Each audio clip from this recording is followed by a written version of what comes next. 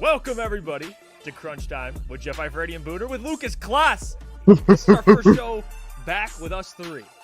So this is a very special show, and we just lost Booner. Isn't that all?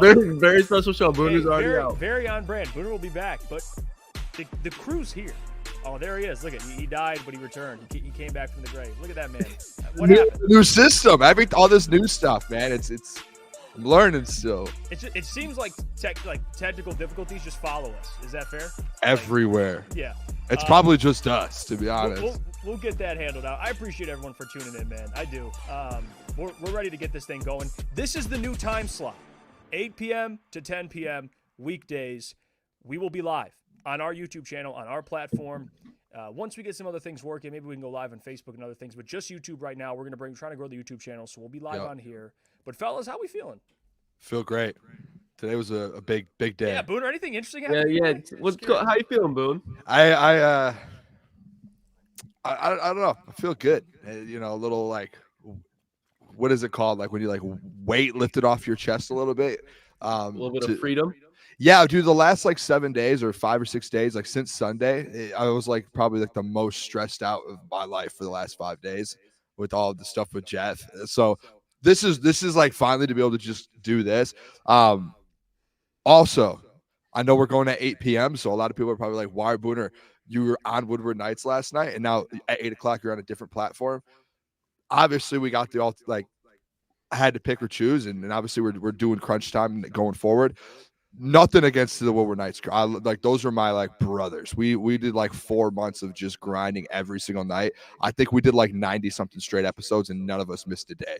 So shout out to fellas. I love them. Not try to go head to head with them. It's just we all work, and this is the only time slots we can do. And we're not going 10 to midnight. No, Sorry, we not just doing that. It's just the way it worked out. That's all. So it's nothing against them. I love them. I text them and talk to them. And shout out to everyone at Woodward too. Yeah, I don't know. And I'm glad you said that, Booner, because like this. Yes, we have a similar time slot than some great friends of ours, but at the end of the day, we have to look out for ourselves, and this time slot's the most convenient for us. We don't want to go live 10 p.m. to 12 midnight. So this is no way, no how. No way, no how, as Rob Parker says. So this is the time slot. We got a lot to get to today. Detroit Lions injury report is out. We'll get the official one on Sunday. We'll be doing a little bit of a pregame show then here on the channel. Big news with that, though. Real quick. Yeah. First of all, if I'm having an echo, I'm sorry. I don't know how to stop that. Someone in the chat said, Booner, you have an echo. I apologize. This whole new setup here, I have to figure all this out. I haven't done like an at-home stream in like 8 months. So like here we go, boys. Like it happened 24 hours. It's Booner being a boomer. You know what I mean? That is it.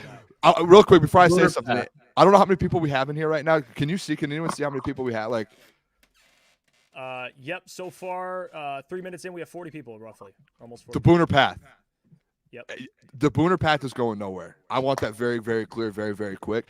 Nothing is taking the Booner Path away from me. This thing is going to go until the wheels fall off for the next 4, 5, 6 years. Want that very well known. I saw some people I think it already is. I saw made it very well known. Look at Jonah. I'm just here to stay on the Booner. That's all it is. I promise you guys, this thing is going to keep rolling, and I'm going to make sure we're going to have merch come out soon. We're going to have everything for it. This thing is going. The Booner Path is. We're here now. I've been trying to get merch for like months on it too, and I haven't. I told you what we're gonna do is we're gonna get the silhouette picture of you where it's red, white, and blue like they did with the presidents, and it's gonna say the Booner Path 2024. 2024. Well, side note, we're almost at 2,000 subscribers. Dude, so it's crazy. We're about to hit 1,000 on Twitter. We're at 980 something. So, and by the way, you ain't wrong. You ain't wrong. That's extra smart. Do I sound okay? Do I sound okay? I've been messing with my audio to make it better. I would turn it up a little bit if you can. Okay. You sound clear. It's just a little quiet. All right, let me. Jeff, you know what? I'm gonna be completely honest with you. The echo, I think it's coming from you. You're the only one that hears the echo. Yeah, chat. But if you hear an echo in the chat, you don't have headphones on, Lucas. I hear an echo when you talk and when I talk. I don't hear an echo when Jeff talks. So Jeff, do you hear an echo in the chat? No, you guys Jeff hear an doesn't. Echo? Yeah, this okay. Are we good now? Do I sound okay? No? Turn it up a little bit more. You sound beautiful. clear. It's just so we all have an echo. It's because Jeff. It's. I'm gonna have to fight you first episode, first live. Now you're just muted, quiet. and there's no echo. Dude was. All right. There we go. Yeah, you're good now. I'm keeping. I think what'll make it easier, Jeff, is, and Booner's probably has the right idea. We probably do need headphones just because with it coming out of our computers. You know what I mean? It probably. I could just hear us talking because it's coming through Jeff's head. Okay, well, Booner, you're the only one who can hear that, and that's why we're. That's because I'm the only one with headphones on.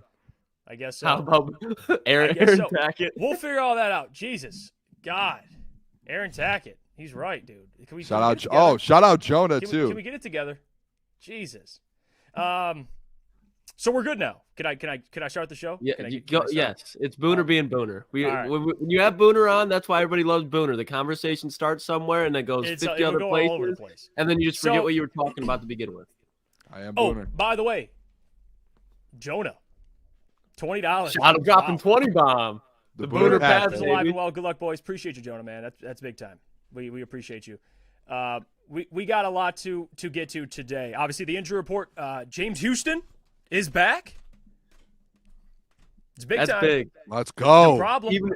Even if it's for 5 plays, that's huge. That is huge. Mm-hmm.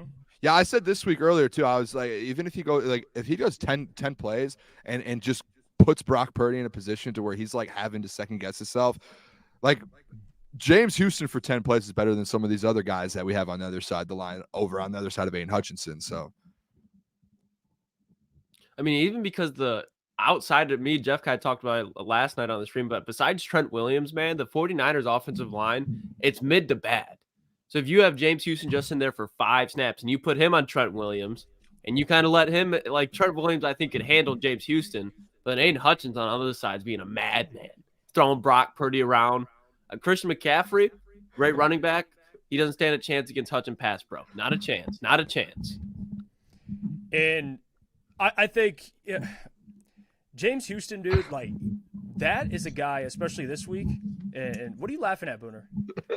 Hey, dude, it's the comments, man. I love the people. I'm a man of the people. Just reading the comments because of the echo, dude. Like, it's funny, dude. I'm sorry. I know I need to lock in.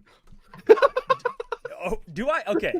Now do I have an echo? Yes, you do. Like when Lucas, you don't have headphones on. I have headphones. When I talk and when Lucas talks, I'll fix this. There is an echo. If you had headphones, Jeff, it fixes this whole problem. How am I now? You sound great, and there's no echo. Yeah.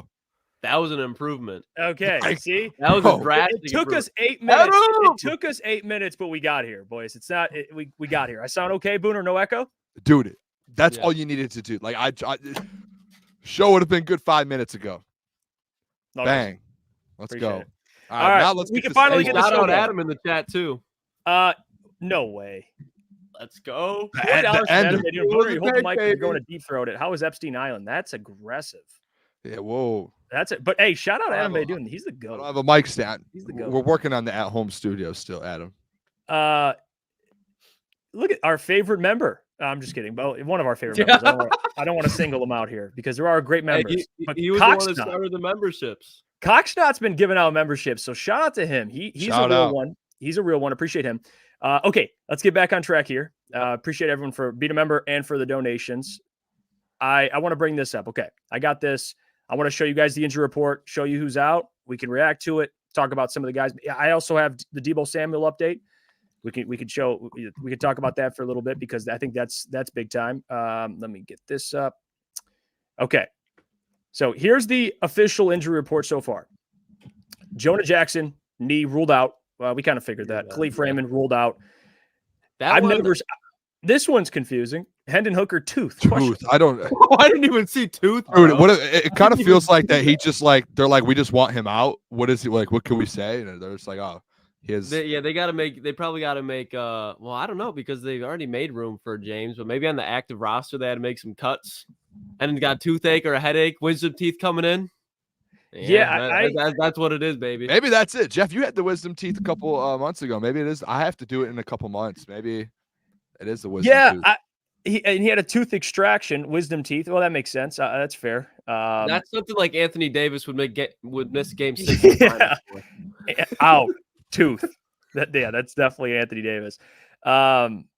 But we knew Jonah Jackson would be out. I mean, we figured that. And I think we talked about it, me and Lucas yesterday. Yode's going to have to step up big time. But another player that's going to be back for the Detroit Lions, and I want to get back into it because we had some sound issues. James Houston, he's officially back. He's not on the injury report.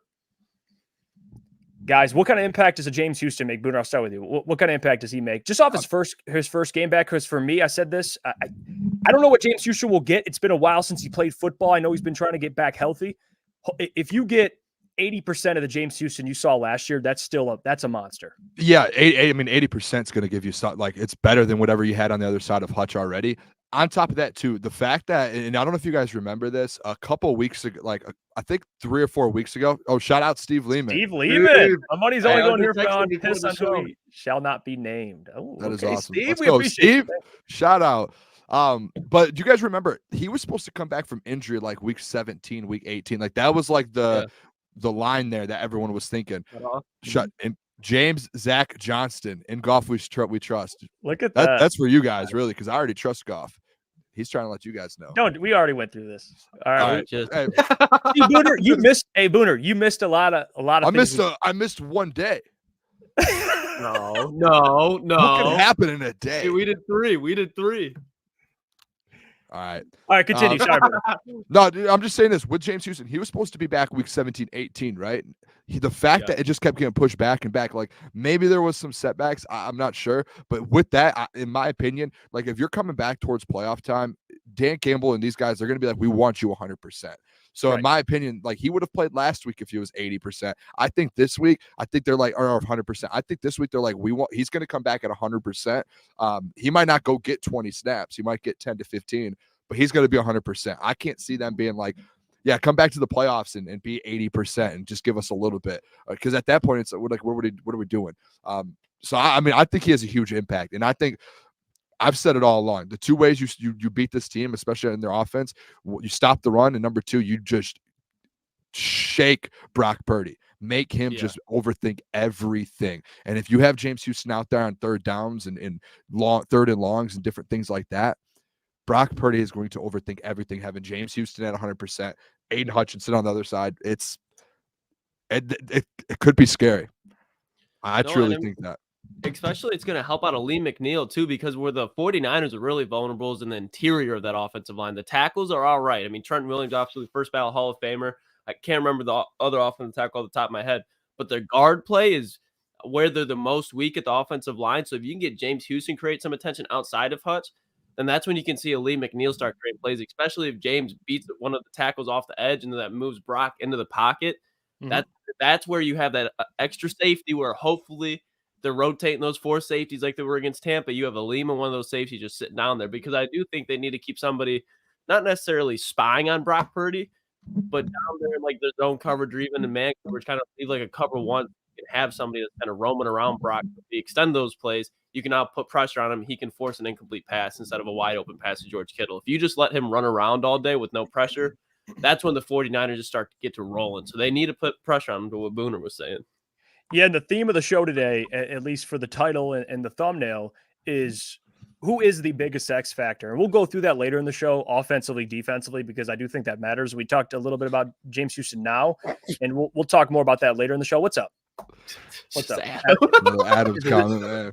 I was trying to mute my mic, dude. Like, you guys have to understand. Like, I can say this 100 times. This is like my first. It's like I just got out of like prison. Like, my first day. Like, I'm trying to figure out the equipment, and like, dude, I'm trying to mute my mic so I don't make noises, and it just won't mute. Like, Oh man, all right, Boone. You'll be all right, man. Hey, I'll get used to this. Rick C says, Jeff, maybe hit the tanning bed soon. I don't think I left the house in this entire week. But hey, we were both up to like 3-4 a.m. last night. Woke up right back in the lab. That's how. Hey, do you want to be great? I love it though. That's what makes we're gonna be great. Blow up. All these donations, man, put it right back into here, so then Booner can get a legit mic. We can get a legit setup. So that's why all this shit, man. Get a Feels studio. good. Feels good. Feels good, man. People, Feels man. The support has been everything. Like I spoke on it yesterday. It really has. Yeah, and honestly, yeah, real quick too. That was something I meant to say at the beginning of the show. On Twitter, like I shout out to the people. I didn't realize, and I know Jeff, you texted us yesterday, the people that support us, you don't realize it until something like this. And on Twitter today, like I read some messages to Jeff, like people in UK, like sending me pictures, like about the Booner Path, like people like Australia, like different, like it's just like everyone. It's crazy to me. I had some dude from Chile hit me up and be like, Yeah. "Hey, bro, that's crazy, dude from Chile, And I love the people too. That's like the only Yeah. reason I do this is for the people. I love the people. So look at that, Phil. Shout out Phil too. Phil, you're a real one. Me and Phil's relationship is such a we used to like it was like chef and flannel, and then we just broke bread the one day. I remember it was when I was gone, 4th of July. Me and Phil, we broke bread. Been best friends ever since. Shout out Phil. Yeah, Phil, we appreciate you, man. Seriously. Like Lucas said, it's all going back into the business, which I think that comes first. Drew Orchard joining too. He says, Klotz the ball knower. There you go. Shout out. But yeah, to kind of, I want to mention the Deebo Samuel stuff, and just how big of an impact that'll be. Him playing, because he's officially playing. He will be playing. Kyle Shanahan announced it. I know me and Lucas talked about it yesterday. Just the likelihood of him playing and maybe what kind of impact he'll have. Because I do think Deebo Samuel, especially Yak, yards after catch, he's a problem. He's an absolute problem. And even if he's not at 100%, remember, Lucas, people in the chat were like, he's not catching footballs in practice. We were like sitting there, it don't matter. Like, even if he's not out there practicing. There's the Deebo Samuel out of all people. Like, there's some wide, like if this was Brandon Ayuk, I'd be like, all right, maybe he's not playing. But Deebo Samuel, especially the noise that him and CJ were talking before the season started, there was no way he was missing this game. And especially the amount of times they've been this close, the 49ers, to get into the Super Bowl or being in the Super Bowl and being that close to winning. Deebo Samuel, he realizes that the 49ers window is now and probably next year. After that, it gets a little shaky. So he's going to be there. Do you guys want me to bring you back to earth real quick and be honest with you guys? What's up? He's going to be suited up and he's going to play. He's not going to impact this football game. I can see that. I said yesterday, it's going to take one CJ hit. It's going to take one Alex Anzalone hit. Dude, not even a hit. I'm convinced. And Lucas, I mean, I don't know what you get like when you were playing at at Tiffin in college. Like, I don't know if you guys really did gamesmanship at all. I just think like he's going to be on the field and they know he can't make an impact, and they're going to try and like decoy. That's just how like where I'm coming out of it, because the fact he didn't practice like all week, and then just today all of a sudden they're like, oh, full practice, he's a go. And on top of that too, if you think about it, he had the same injury. Lucas, you've been injured, I'm sure, before. He had the same shoulder injury in the same shoulder, and he was out for 2 weeks. You're telling me he re-injured the same thing, and it's better within a week? There is zero chance. When you re-injure something, it gets worse from before. Like, there is no chance at all that he is back where he could go out there. And I agree with you. I agree with you that he's not going to have an impact, but those NFL painkillers, man, those are a different level. The doctors that they have in those lockers. Shots they give them, what are those called? Yeah. I don't know exactly what it's called. I'm going to say it. I want to say not insulin. I was gonna say something, but it's definitely not a pain and reducer. Someone probably knows it. Real quick, I'm gonna give just go through some of people now becoming members and shout out, here. man. Yeah. Lunchbox Hooligans super sticker. He donated $10. Thank you, Lunchbox. We appreciate the support, man. A ton. Rick C, $5. Appreciate you, Rick. He says, looking forward to Jeff's new weed commercial. I am as well, I guess. It's I heard it's still playing. So, but hey, the guys over at Dispo, Darren, Sean, man. You know what we should do? We should just make like our own weed, like our own commercial, and like just play it on here. We should come up with like I don't know what you want to call like an intro though for sure. Like, you know, like the Pat McAfee show, they'd have like all the intros of their of them doing stuff. We should just throw some highlights in. You guys want me to throw my like mixtape in there? Yeah, well, yeah. Booner's gonna throw in his high school basketball mix kit. He's got to. That's our commercial. Hand down, man down. Yeah, Joe Westfall, appreciate you. He just became a YouTube member. Steve G, he just became a YouTube member. Appreciate you. Shout out, man. We appreciate the support. Hey, first of all, I was a dog in high school. Like, I was very good. Let's not go down this road, Booner. We'll give you your flowers. Hey, you see that man above me? Actually, rest in peace. I think today was the day he died. I don't know how many years ago, but no, it was like 2 days ago. Because Cat dropped like 60 and Joel dropped 72, and it was the 1 year.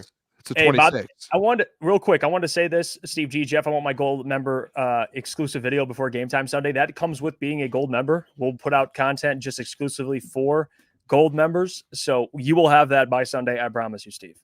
You guys, whoever are Gold Crunch members, we'll have content posted obviously often, but there'll be certain content that only will be available for Gold Crunch members. That's just how it is. I didn't even know that. I just found that out. Let's go. Yeah.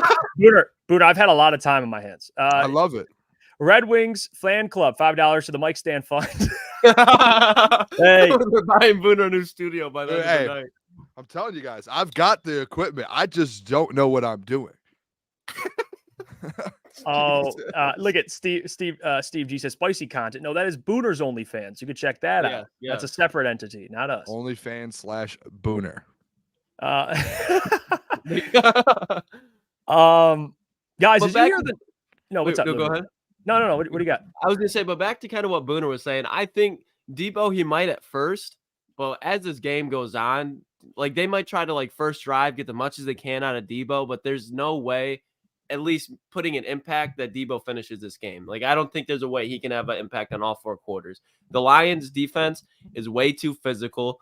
And to be honest, like if you're in the NFL and somebody's dealing with a shoulder injury and you're trying to go to the Super Bowl, they're going to take advantage of that. They're going to be hitting him in the shoulder. When he falls to the ground, they're going to make sure they're rolling over on him a little bit more so they get the shoulder rotating. They're going to manipulate ways to make sure that Debo does not finish that game. And you don't think it has to be a dirty thing to do. No, but you don't think CJ Gardner-Johnson, a vet, that's what I'm saying, bro. Like he knows, like that's a savvy vet. Like he knows what he's doing. And same with Cam Sutton. Like they're not going to try and purposely injure him, like Lucas said, but they're going to definitely it's like a quarterback. If a quarterback had a shoulder injury, you're going to hit him as hard as you can. Like you're going to put pain on that man. You know what I just thought of? Do you know how valuable it would be to have Emmanuel Mosley in today's game or on Sunday's game? Oh my gosh. That's where Brad was really thinking too. His loss this season, like he would be a difference maker. I'm not saying he'd go out down there and put people on an island, but especially in these games, going up against the 49ers, a man-to-man cover corner like that, a guy that's long, so even if you play zone, he can cover the zone very well. I don't hope they re-sign him for a lot of money, but I hope they give him at least another chance, because at the worst point, you bring him back and he's your 3rd, 4th-string corner. Corners get hurt every year, and have him just a veteran like that in the rotation, I would love it. Guyver, Jeff, I'm proud of you, man. Good luck on your new career path. I'm done with Woodward Sports. Appreciate you, Guyver. Shout out, the Guyver. love, man. The love keeps coming in. People becoming members and everything. Yeah, it's hard to stay on track right now. You guys are just showing much love, and we gotta. I know, it's crazy. I did want to change the convo to this because I saw this, and guys, it immediately lowered my mood for the day. Tanner Eggstrand. Oh no! Hey, no! I'm not gonna let you look. This is not lowering your mood. Because the Patriots have requested to interview Tanner Eggstrand, the pass game coordinator of the Detroit Lions, a guy that I've been advocating for to replace Ben Johnson if he were and when he departs. Booner, what do you got for me, please? Jeff, make me feel better. This is good that this has happened. I'm gonna make you feel a lot better. Why? Tanner got that interview. Now what's gonna happen? Guess who's gonna leave Detroit at the end of this year? Who's a lock to leave Detroit? It is not a lock, Booner. We talked about this. No, it is. It is a lock because there's been reports that the reason the Commanders have not got a head coach yet is because they're waiting for Ben Johnson to finish the season. I understand that, but Booner, just we've hear Ben me Johnson out, will not be in Detroit next year. I don't know what to tell you. He's going to get. I'm not saying it's a lock, but I think people are making it seem like a lock when it's truly think about this. Because yes, the Commanders want Ben Johnson really, really bad. But does Ben Johnson want to go up against Jalen Hurts, Dak Prescott twice a year? Lucas, Listen, there's Bill Belichick, Mike Vrabel, and Pete Carroll still on the market.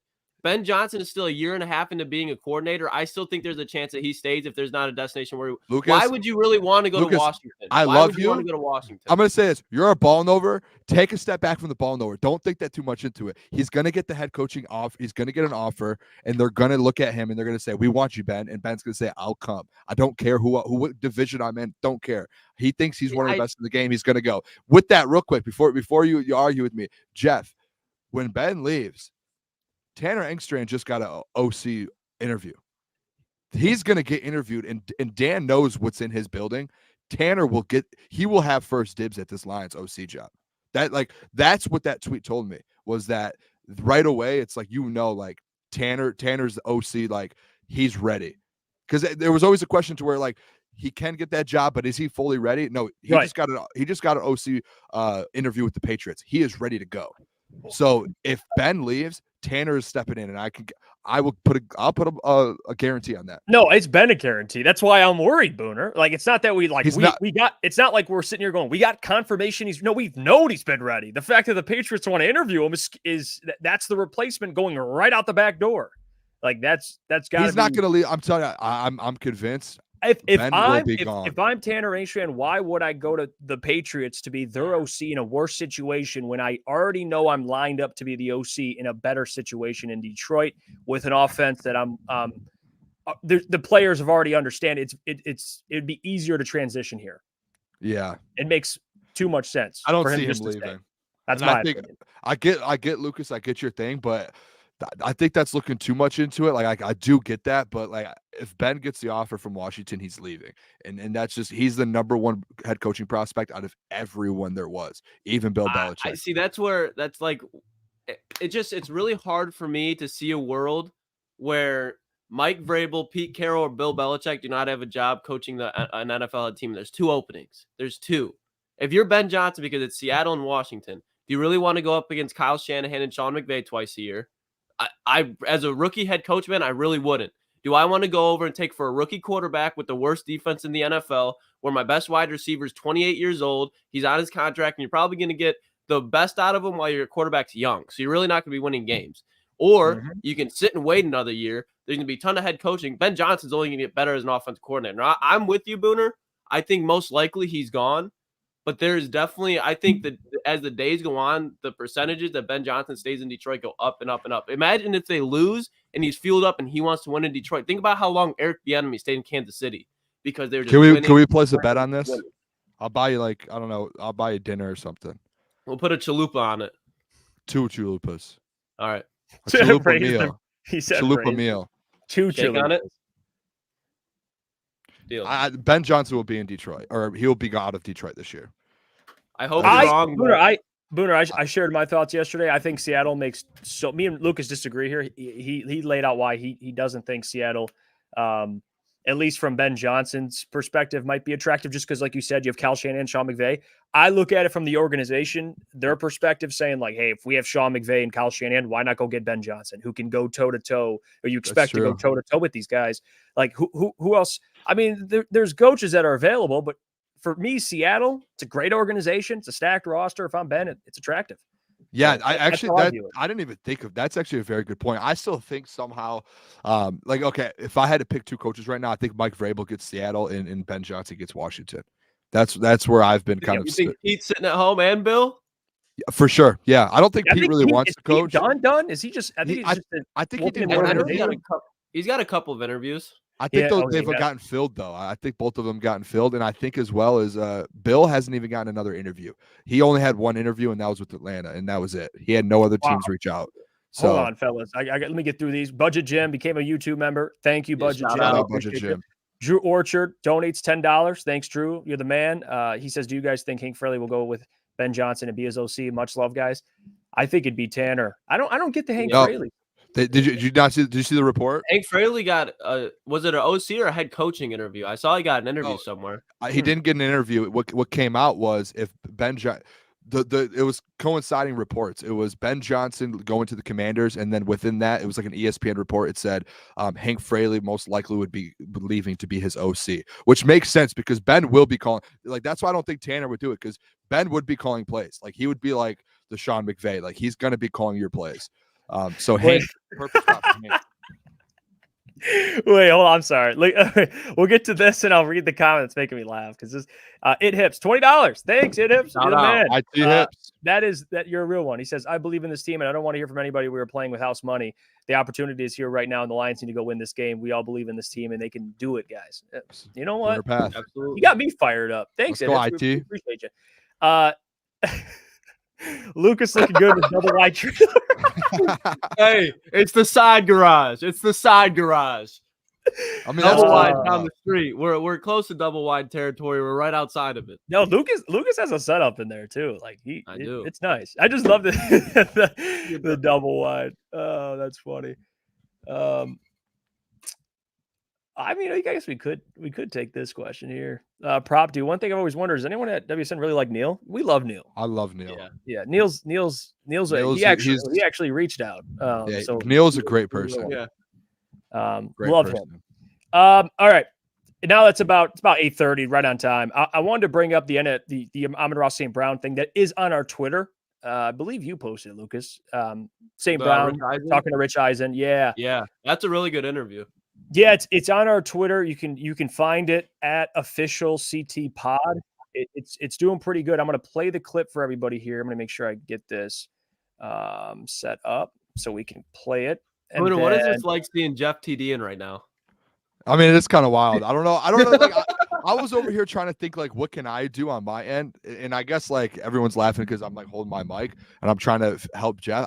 I'm over here, like, looking at settings. I can't even put a comment up on the screen. So, Jeff has full control of everything.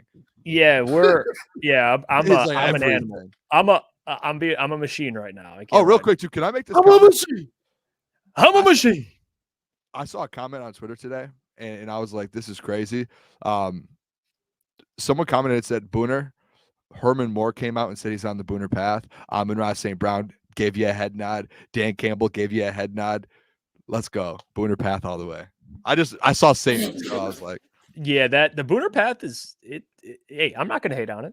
I'm not going to hate on it." And I see my speaking of Neil, different Neil. Neil just became a YouTube member. So shout out Neil Ebner, man. All right, I'm going to play this clip. We'll react to it, and yeah, tell me if you guys can hear it. For the right to go to the Super Bowl.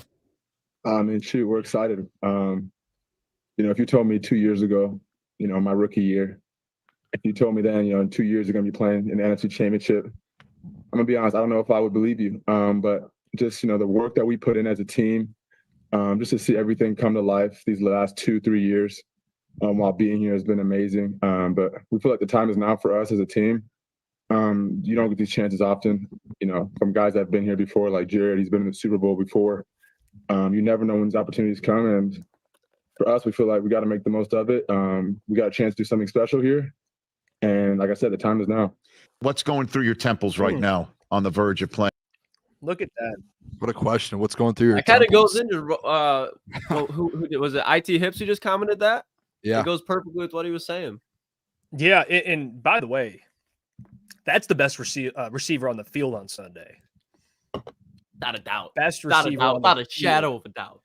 Best receiver on the field. Actually, no, take it a step further. He's the best receiver left in the playoffs.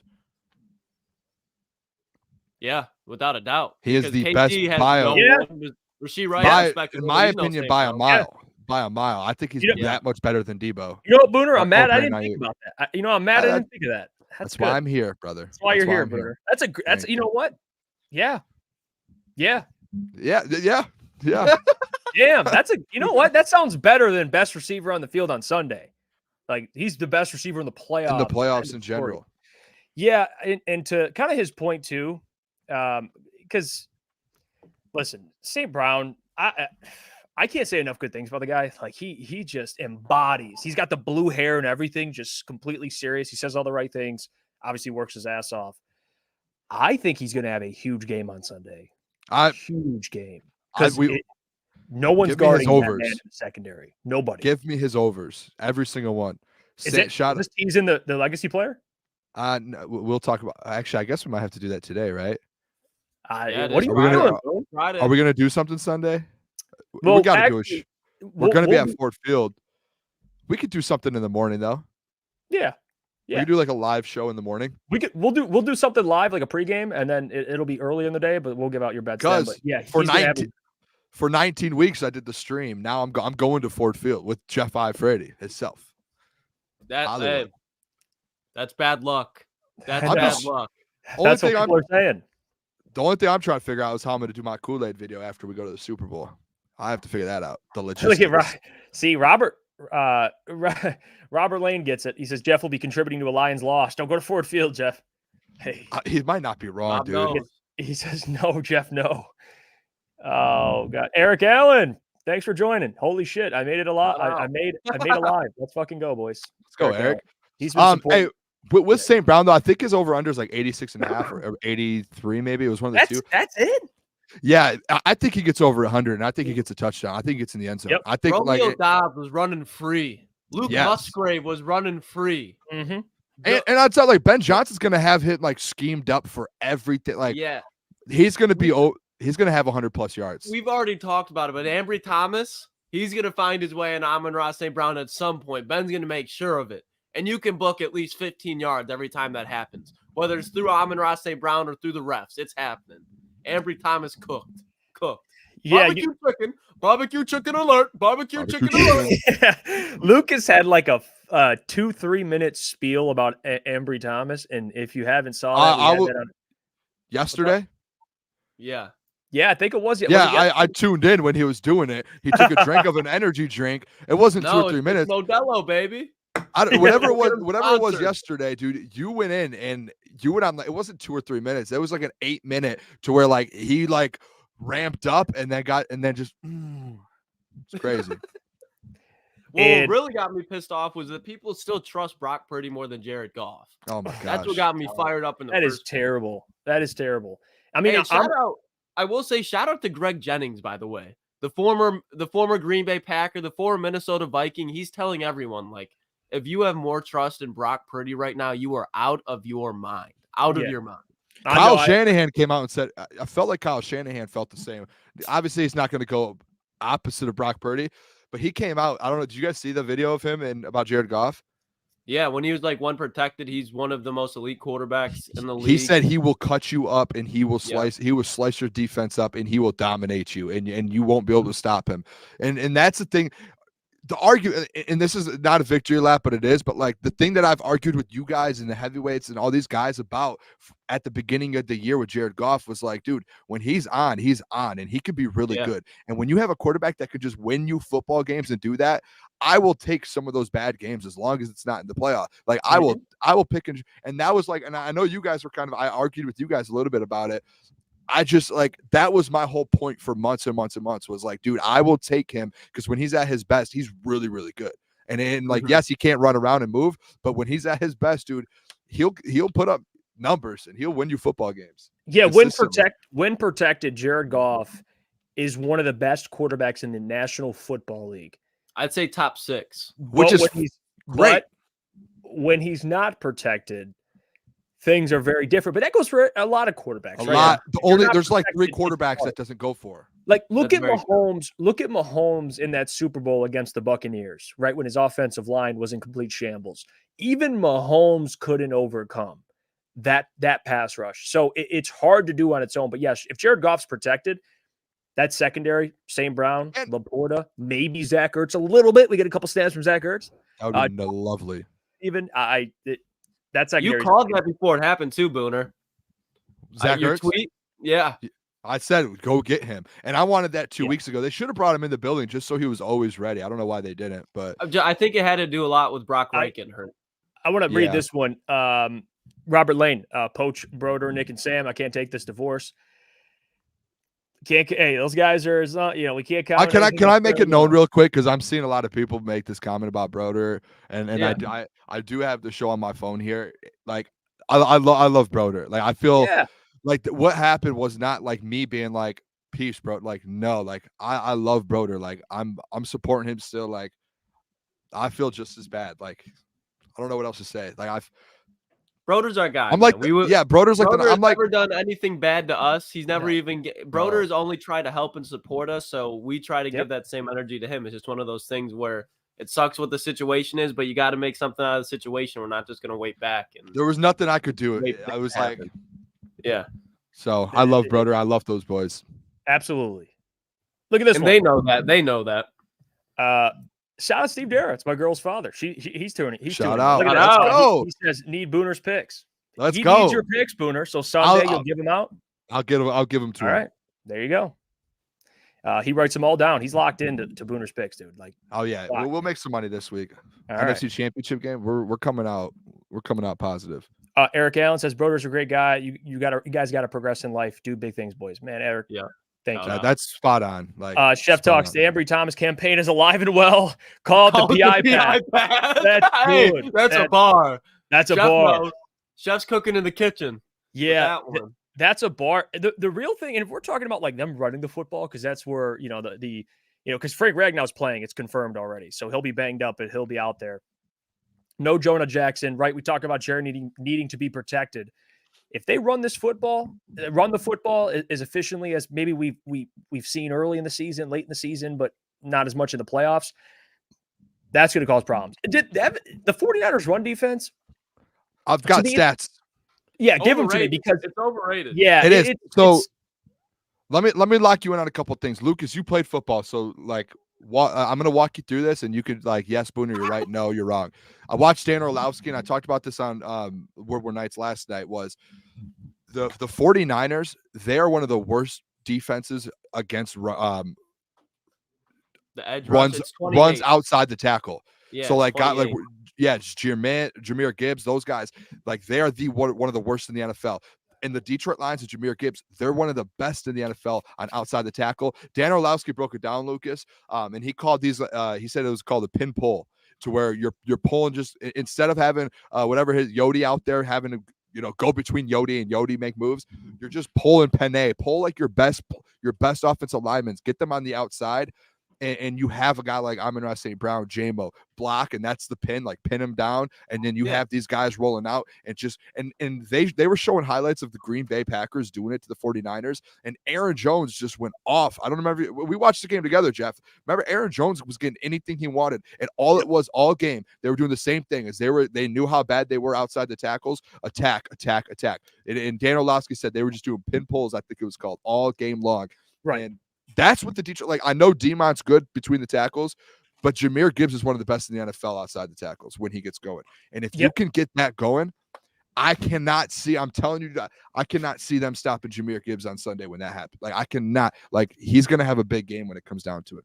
Yeah, if you're able to run the football just effectively, run it well situationally, that's how you neutralize this pass rush for the 49ers. Like, that's how you increase your chances of winning a football game, man. You get the run game established. Me and Lucas talked about this too. Jahmyr Gibbs, I think he's gonna have a big game. And I know we've been saying we could say that about a lot of different players, but for Jahmyr specifically, like I call him Big Game Gibbs, a guy who was up there in 20-yard runs in the NFL. You kind of already mentioned it, Booner, that this 49ers run defense overrated to some extent. Yep. This is their opportunity to get it going. And I think the game Jahmyr's coming off of, man, he's riding the high, he's on the road. And I think this is a good matchup for him. I think with Yodi though, like Ben's gonna have to find ways to not like put pressure on Yodi in the run game. And I think that's like being able to find different ways like that is gonna run behind Penei. He'll figure it out. Yes. He'll figure it out. Did you see him block two guys at once? Dude, he is. And Levante David tackled Jahmyr by his shoestrings, and he would have broke off. Dude. Jahmyr, the thing is I think the 49ers, because the 49ers know and hear everything about the noise, and they saw that, especially late in the game, that's when Aaron Jones started making a difference. The thing is, Aaron Jones is a very good running back, but Jahmyr Gibbs is a different type of talent, and as good as Aaron Jones does not have the vision that Jahmyr Gibbs does. Jahmyr Gibbs, they're going to be pushing the outside the tackles all night, and he's probably going to get good yardage out of it. But there is going to be a play, just like he did in the Buccaneers game late in the fourth quarter, where he acts like he's going to take it outside. He's going to cut up, and he's going to on the second and third level with like Tayshaun Gibson, and he's going to make him look stupid. Jahmyr Gibbs absolutely is going to have a game, and it goes back to that. These are the exact games why you take Jahmyr Gibbs 12th overall, because he can, if you need to go down the field in 2 minutes, you don't just have to throw the ball and try to take shots. You can dump it off to Jahmyr Gibbs. You can even hand it to Jahmyr Gibbs. You can hand it to David Montgomery. We saw probably 2-3 weeks ago, 4th and 5, and the Lions ran the ball with David Montgomery. You can do these same type of things on the San Francisco 49ers because they're so aggressive. Ben Johnson can find a way to counter that right now. And I want to just shout out some new members here. Detroit Lenny became a YouTube member. Oh, shout out Detroit Lenny. Real one. Flick Story Entertainment. I think he was the first one in the stream too. Became a YouTube member. So hell yeah. Thank you for that. There's there's a comment here. Detroit Lenny actually just became a member. Shout out. He said Gibbs over 67.5 rushing and receiving. So all purpose yards. Yes. Jeff, do you remember earlier in the year when I had the the legacy plays, and I went like 3 straight weeks of Gibbs, his all-purpose, and he hit him every week. That's why I think like this week it's almost like I still have to figure out my legacy player, but I almost want to go Gibbs because of that. 67.5 is so low. And him and St. Brown, I think both of them could get 100 all-purpose on their own. I think that's a lot. Yeah, I think it's damn near a lot. Yeah, you'd think. I mean, St. Brown's certainly a lock, and then you're talking about just scrimmage yards. Yeah, I would say both those. In are the passing game, that's the perfect wrinkle because Fred Warner has to be on Sam Laporta. Dre Greenlaw is a really good linebacker, but it's pretty much specifically in the run. I know he had that pick against Jordan Love, but they're playing zone coverage. If you find a way to get Sam Laporta to create noise early in the game, Fred Warner, his attention's going to be all on Sam Laporta. Amon-Ra in the middle of the field. They're going to be so distracted that if you just leak Jahmyr Gibbs out on like an angle route, which they did last week on that huge 89-yard drive, and Jahmyr Gibbs got like a 20-yard gain, there's going to be multiple opportunities for that. And going back to, I know I've already harped on it, but the 49ers defense is so aggressive. All the screens this week, I think, are going to be there because especially in that back secondary, they're really not that good. Again, a little overrated in the secondary too. People act like the Lions secondary is completely washed. And if you take a real glance at it, the 49ers aren't that much better. So there's so many wrinkles that Ben can exploit with Jahmyr that I think will be wide open. Here's this one. I want to this is for you, Lucas. Derek Brown. Hey, Lucas, I'm gonna buy you a tug job from an old Asian lady for your from your massage parlor. $70. Just drop it. I don't even know if that was English, to be honest with you. Hey, Lucas, I'll buy you a tug job from an old Asian lady from a massage parlor. We're used to Booner text. Hey, Derek, that's nothing. Gesture. Are you going to take it? Yeah, I told $70. What in the world? Hey, Rich Baldwin, Panay versus Bosa. iKing said, "Is Lucas the new young sus of the network?" Let's not do that. I mean, dude, I was never that at the old network. I was called What are we? Sid, what is I that? What is that though? I mean, yeah. You don't do that. You don't even know what that means. I could do what I want. You ain't calling me young sus. Dude, hey, that comment. You gotta answer my phone calls and call me that, Booner. Jenna Newman said Booner's giving it to his mic for free. I don't know what to do with my mic. I don't have my shout out Jenna though, first of all, but yeah, I have to figure this thing out. Before the show, I was like, I don't know, I'll figure it out. Yeah, in just on that one comment, Panay versus Nick Bosa. Phone booth. It's elite. It's phone booth. Lucas and me are in lockstep. Phone booth. Like that, they might find a way to get Nick on the other side of Panay, but when Panay and Nick are going head to head, Panay's winning every last matchup. Guys, I would be surprised if Nick makes noise. Do you guys remember before though when he went up against his brother Joey Bosa and Khalil Mack, and after the game, Panay was running in the locker room and was like, "I'm out here playing with little kids," or like, what did he say? Like, do you remember that? Do you guys remember that? Kids. He's like, these are kids out here or something. And it was like Khalil Mack. It's Khalil Mack and Joey Bosa. And he like dominated. Like he didn't give up a sack to either like pressures, not the I can't remember exactly what he said, but he like was like, this is too easy. Like, I think he's gonna take care of Nick Bosa. Nick hasn't had like the best year either. It's like he hasn't been the Nick Bosa of Nick, but like every year. Hey, no, Nick Bosa will be social distancing himself from Jared Goff. 6 feet. Always 6 feet. Especially in California, they just had a new mask mandate again. That's going to be today's tool. And maybe, you know what? I don't give a damn. I'm going to say it. Not only is he not going to give up a sack, he won't sniff a pressure.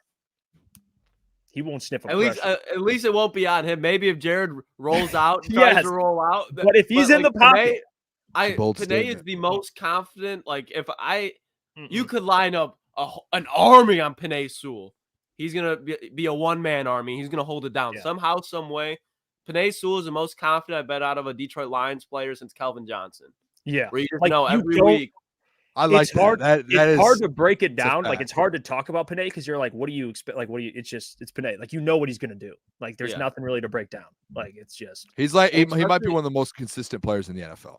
Yeah, with how fast this 49ers front seven is, he is the perfect tackle to have in this game. Look at Eric Allen. He says, does no one remember Sewell's first start in the NFL was against San Francisco when he started at left tackle and shut Bosa down the whole game? And Bosa came out after the game and said Sewell was one of the best he's faced. His first game ever. And then he went up against Aaron Donald later in that season. Phone booth as a rookie. He, as put, a he, rookie. he grabbed him and he put him up too. Kool-Aid 1957. Thank you for the YouTube member. Shout out. That's I big think time. the only game that Panay's really struggled this year was against the Green Bay Packers. He gave And up I one. think it was the whole team. You know what I mean? Like no one showed up. Even Panay said, "Yeah, we just did not come to play." Rashawn Gary looked like a madman, and that woke his ass up for sure. Because since then, not a peep from the right side. I mean, how lucky are the Lions to have a guy like Panay to where, and Lucas, we talked about this again before. When Taylor Decker hangs it up or he's no longer a Lion, Oh my gosh. you could just move Panay right to the left and he won't miss a beat. He might be better there too. That is going to be Like that's how wild. you like it's like Tristan Wirfs did that. He was a right tackle. I think he's playing left tackle this year. He's just as good. Like it's just, I don't know. Some guys can do that. It's not common, guys. Jose to- Gonzalez said, "Who is replacing Jonah?" That is Yodi. That's up to Brad in the draft. I thought we were talking about this week, or was that this week? Or No, you're talking about this week. It would be Yodi. Yodi, Yeah, you're gonna have to draft somebody. I think Jonah Jackson comes back. If I'm being honest, if he does, it's gonna have to be in like a 1 year. Like there's if they were to sign him for multiple years, I would be a little bit upset just because you can get a guard in the second, third free agency. You can find a guy that you don't need a huge presence on the inside when you have Penei Sewell, when you have Frank Ragnow. I know Frank's on a clock, but this is going to be the time where it's like those veteran guards that want to get a ring, they'll come to Detroit. Detroit's in the back end of the first round. That's where you can find real guard talent. You can even trade back into the second round. There's a guard there waiting there. I think no matter what, you draft an offensive lineman. Like you have offensive or defensive line. I don't want them to draft a corner, man. Everybody's like draft a corner. I want them to sign a corner in free agency. I'm not. I saw Lucas out there just begging for Jair Alexander. Jair's, we would have. I would love it. I don't think there's a way. He's not a culture fit. Like I don't think that's a Brad guy. But if they get Stephon Gilmore in the offseason because he's on a 1-year deal in Dallas, that is like my number one free agent priority. Because not only if you get Stephon Gilmore, not only a good player, but he's going to teach Brian Branch. He's going to even help out Cam Sutton. Nothing. Motown Crypto facts. No NFL leading rusher has won a Super Bowl in the last 10 years or longer. See, hey, Motown, that's a great stat. Motown is just giving us the data. We can take it or we can leave it. All right, he's just putting it out there, and that's very interesting statistic. What a stat! I love that. I'm glad I'm going to take that one. I'm going to take that one. Harris Villain says sign a cornerback, draft an edge and guard, and don't forget defensive tackle with more pass rush upside. Yes, please. This is what you do. You just go get us an offensive lineman, and then you just go defense, maybe one more defense, and then if you have an extra pick, go defense. A kicker. Again. Let a kicker. And get us a kicker. Get us a kicker. Yeah. But offensive lineman, defense. I don't even care what order it is. It just be offensive lineman in first or second round, like Lucas said, and then we'll go from there. We're talking draft talk. Let's not talk. Whatever, Brad. We can shut up too, because whatever Brad does, we're in the NFC Championship game. We shouldn't even be talking about that. I want to get into it. We'll just get into it now. I'll ask the question: offense, defense, and people in the chat. I'll put as many comments up as I can. I'm going to ask the question: who's the biggest X factor for the Lions, offensively and defensively? You get one player on each side of the ball. Tough one. Okay, so it is a tough one for me. I'll go first. We'll start offensively. We already mentioned him. I think it's a very easy decision. That's just my opinion.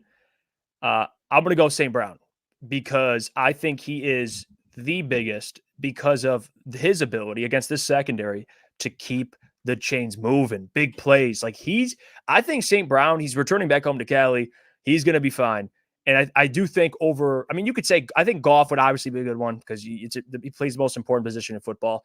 But I'm going to go St. Brown. I think if he has a big game, like this is how this game gets down to the fourth quarter and it's still a tied game, or you're up by 7. Like, to be in this game, you need to have a big game out of St. Brown. That's why I'm going with him. Can I hit mine? Yeah. Tell me what you got. I'm going to go offensively. This is an obvious one, and I already gave it out earlier this week, but I'm convinced it's to win on Sunday. There's only one player on offense that has to play good for you to win on Sunday, and it's the quarterback and Jared Goff. That That is it. And I get that, like to your point too, Jeff, like for St. Brown to play good, he needs Jared Goff to get that. Like Jared, like if there's some pressure, if Nick Bosa somehow, like if they end up having to do anything, Jared Goff, if you need to have any sort of chance of winning this football game, he cannot have a bad game. Like we've seen all year long. I've been a Jared Goff guy, but the games where he does struggle a little bit, those are the games you lose. And there's been about 3 or 4 of them. And that's just a fact. And there's actually probably been 4 or 5, and we've won a couple of them, and we found a way versus like the Bears and the comeback, and almost the Dallas one where he didn't play well all game, and then the last possession he did. Jared Goff has to play a clean game. He has to play like no turnovers. You have to play a clean game. That is like the biggest X factor. Everyone else is going to show up, in my opinion. Offensive line is going to show up. Panay's going to show up. Frank's going to show up. Running backs are going to show up. Amon-Ra, he's going to show up. It's Jared Goff better cut. And I've got, like Dan said this week, he was basically like, the least of my concerns is Jared Goff.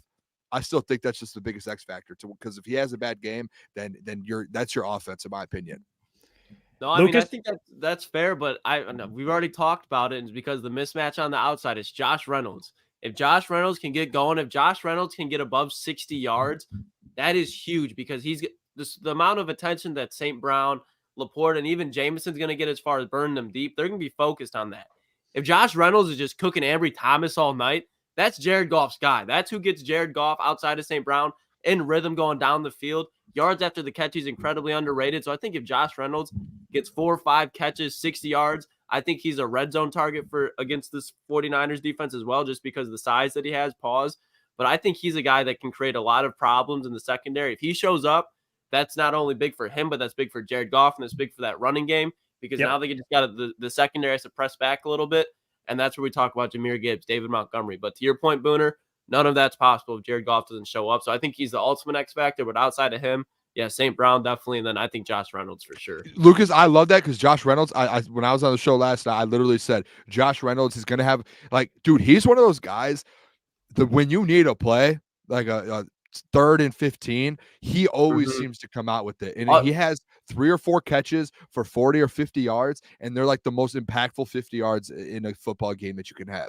And I'm not saying he has the hands of St. Brown, but it's kind of like the same thing when Josh Reynolds drops a ball. You're like, what the fuck? He catches everything. There's very few times when Josh Reynolds blows a moment that could be huge for the Lions. Most of the times, in those clutch moments, outside of St. Brown, he's that wide receiver that comes through for Jared Goff. So in the NFC Championship game against a 49ers team he's played against, obviously the personnel is different, but he's been in San Francisco before in big moments with Jared Goff. This is something that he's accustomed to. Hey, Saga just, by the way, thank you for the donation. He donated $2, but he's just predicting the future, and I kind of like this future. I'm not gonna lie. I don't know if the Chiefs let him go, man. He balled out this year, dude. He's like a better Tre'Davious Ward. He's putting guys. He's a free agent. Guys in a jail cell. Like he is locking dudes up. That he's having a huge year. He brings I would agree though. I don't know if they'd find a way to keep him, but we'll see. Yeah, I mean he does everything that Jair Alexander can do, but he stays healthy. He doesn't talk as much shit. But L'Jarius Sneed, he is a legitimate cornerback one that I think in the next couple of years, because he's not that old, he's going to be a top 5 corner in this league because he's so fast and his ball instincts are top tier in the league. Hey, there's a comment. Where was it? It's Stephen David. He put Luka has 65 points with 9 minutes left. I thought that said Lucas for a second. I was like, geez, Lucas, you're killing it on the show. Well, you wouldn't be surprised, would you? Kind of. Do you guys see that clip of the fans telling Luka to get on the treadmill? They had him kicked out, and they kicked him out. Yeah, that's wild. So soft. And then he got into it with the reporter afterwards. You see that? Did he? I didn't see that. I didn't see that. No.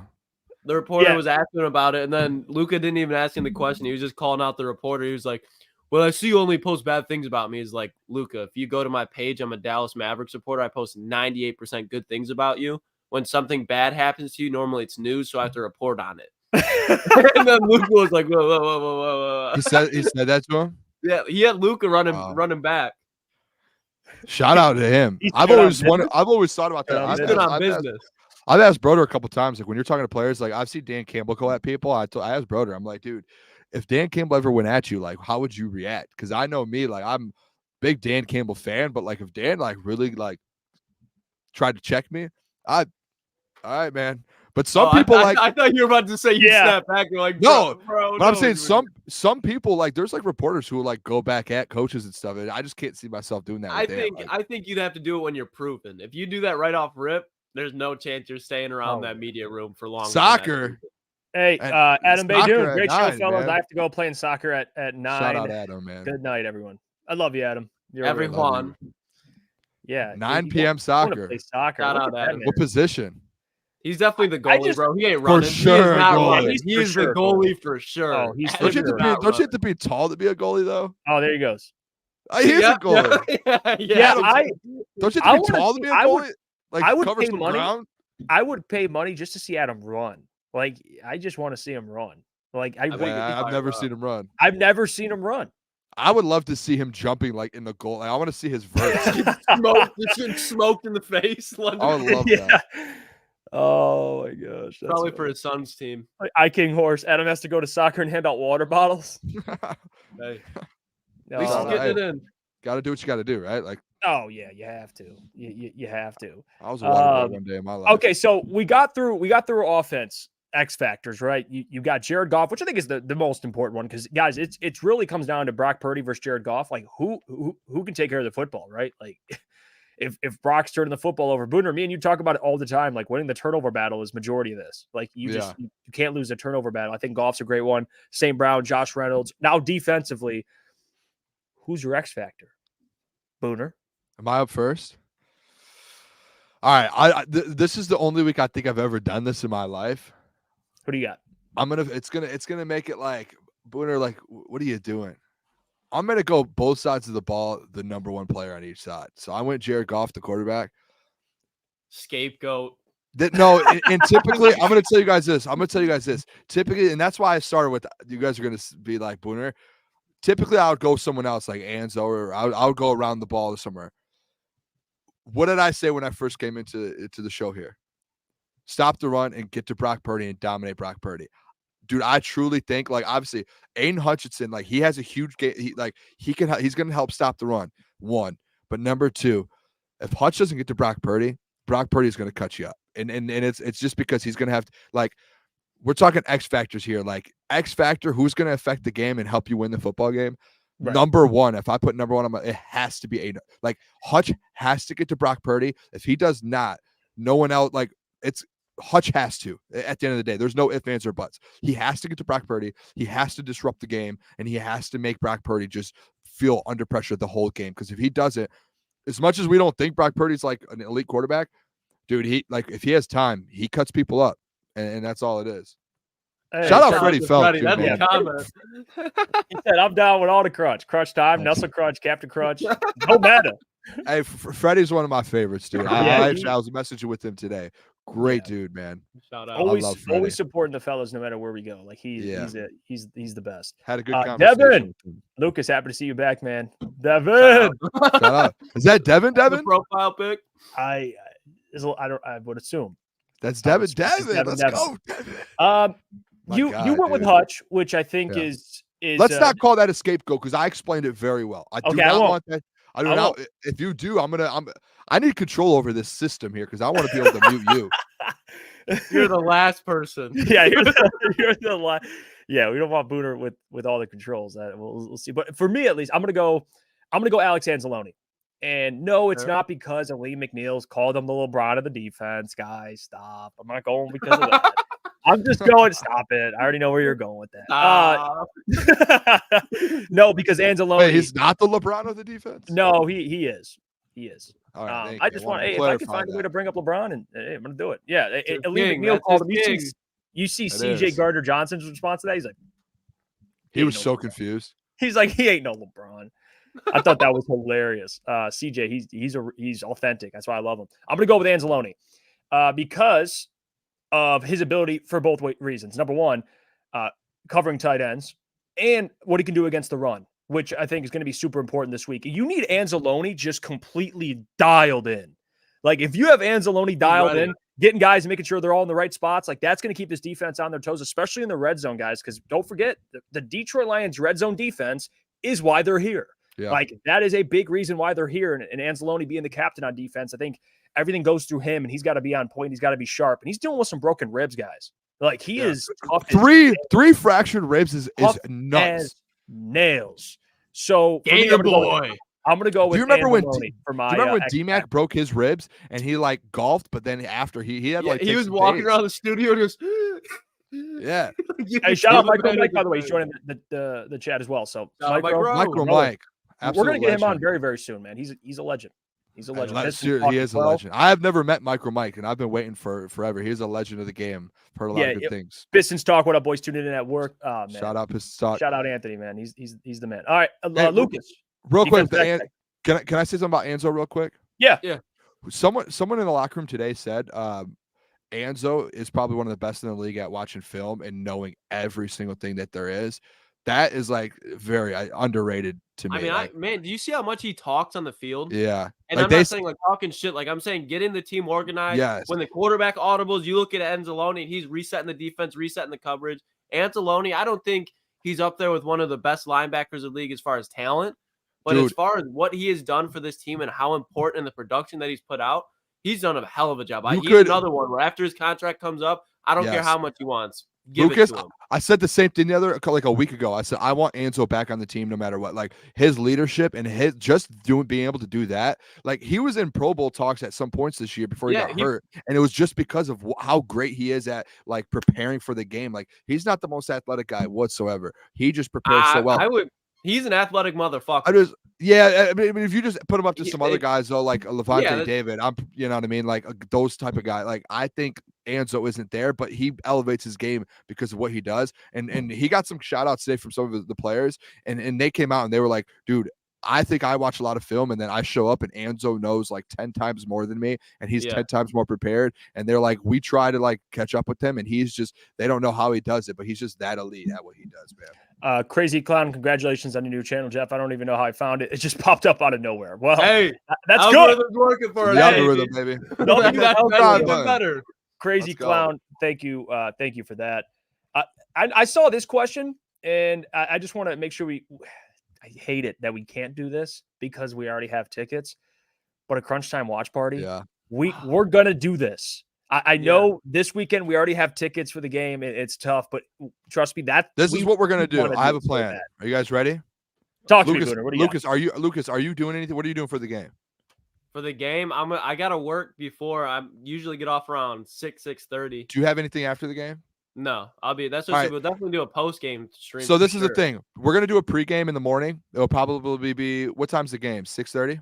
We'll probably do like a 10 or 11 a.m. pregame. Jeff and I are going to Ford Field for the game. We're gonna probably do some videos, do some things. When the Lions win, I'll do my Kool-Aid thing there, and then we'll have some sort of post game. If Jeff and I can't get back, we'll just like have Lucas just go. We'll have someone for post game. And we'll make sure and then like on our phones or something. And obviously, this is like the first damn near week of our channel. Like next season, we'll get all that for you. All of that. And hopefully, if everything goes to plan, which we're putting in the work so it does, the setup will look completely different than it does right now, especially when you get a full off season. We'll be ready for all that. Draft, all that. You went out, Boone. Yeah. All right. Echo now. I'm just kidding. No, I don't have, I have the opposite of an echo. I did see a comment about a studio. Things are we're not going to be at home forever. I'm just going to say that. What do you mean? Oh yeah, without a doubt. That's like you guys should get a studio set up. Like we've already had conversations. It's not a matter of if, it's a matter of when. The last 24 hours, there has been a lot of things that's been going on. Did we hit 2,000? What? Oh, we're at 1.99. Oh, hey, everybody! You're not subbed yet. Share the stream with someone that's not subbed. We love you, brother. Yeah, share the stream. Tell someone about the show, man. What are we like 10 away? Man, that's wild. Man, the people. It's the people that make this. Well, we are working on studio situations. We've had a lot of meetings and things the last 24 hours because all this has happened so fast. But Detroit Lenny is right. Fuck the studio. Invest in content first, not the studio. Oh, we will. We're doing both. We're doing both. But you're right. We're locked in. We're locked in. Look at Blue Lantern. CJ gonna knock out Debo out of the game in the first quarter. That's perfect. That's my X factor. That goes in perfect. My defensive X factor, it's CJ Gardner-Johnson. I was going to say Brian Branch, but when you go down to it, this is a situation that CJ Gardner-Johnson was in last year against the same team, against the same players. He has been in this exact moment before. Obviously, he was at home with Philly, but CJ Gardner-Johnson can have such an imprint just because of what you said, Jeff. Alex Anzalone in the run and the pass game. If CJ Gardner-Johnson can create plays in the pass game in the secondary with Brock Purdy, and then come off the edge and make him uncomfortable, come up with a sack or two, I think you could say the same argument with Brian Branch and Iffy. But just the fact that CJ Gardner-Johnson is the veteran in that secondary. There we go. Fuck you, Booner. But just the fact he's the vet back there, if he can show up, if he can make Brock Purdy, those wide receivers, Christian McCaffrey uncomfortable, he's the tone setter. Him and Anzalone are the tone setter. So if he shows up, this defense usually shows up with him. So I'm all for it. Let's see here. Devin the dog says, "Yo, this is wild. So proud of you boys. Or proud of the boys." Devin, by the way, Devin has his own brand and it's great. Devin is awesome. I wore his shirt the other night. They're so clean. We're gonna try and get some Crunch Time merch and some Booner Path stuff. So many people are asking. So many people gotta make sure of that. Just because so many people are asking a Booner Path, and it's been like a month, and I've slacked on it. We definitely will have Booner Path merchandise. We'll get Booner Path, Hollywood, Ball Knower, then we got to just get BMG. It just says BMG shirts. Yeah. Yeah, BMG. Soft hands. If you guys get to 10K followers, I will give you some small businesses to advertise. We'll definitely be taking an advertiser at some point. And we'll have an email out there so we can get in contact. Sure. We want to help out. I mean, listen, we're a small company at this point, a small business, and we want to kind of promote other small businesses. That's how we're going to handle this thing. So I'm excited for it, man. I'm excited. Yeah. It's kind of crazy that this has happened so fast, but it is. This is awesome. That's why we made the decision, man. We do believe in ourselves. What's the word? I keep using it. We just keep betting on ourselves. So and Booner doesn't lose. And I do not lose. I promise you. I will do everything. The best. I was thinking about this the other day, dude. I like when this all started happening, and I had to make a decision. And in my head, I was like, I've done so many things in my life, and a lot of the things I've done, like I've been able to manifest and I'm sure some of you guys are the same way, and people in the chat, like you can manifest stuff. Like I wanted to be a coach, and I coached against like Tom Izzo and Juwan Howard. Like I wanted to be on air, and I had a show on air. Like, hey, manifestation, my fellas. That's it. Hey, real quick, the CJ Gardner-Johnson stuff though. Lucas, did you guys see today the Debo comments? No, I didn't. What did he say? Debo he said something again about what did he say? Like he could come in here and get it or something. I don't know, but all I know is he said something.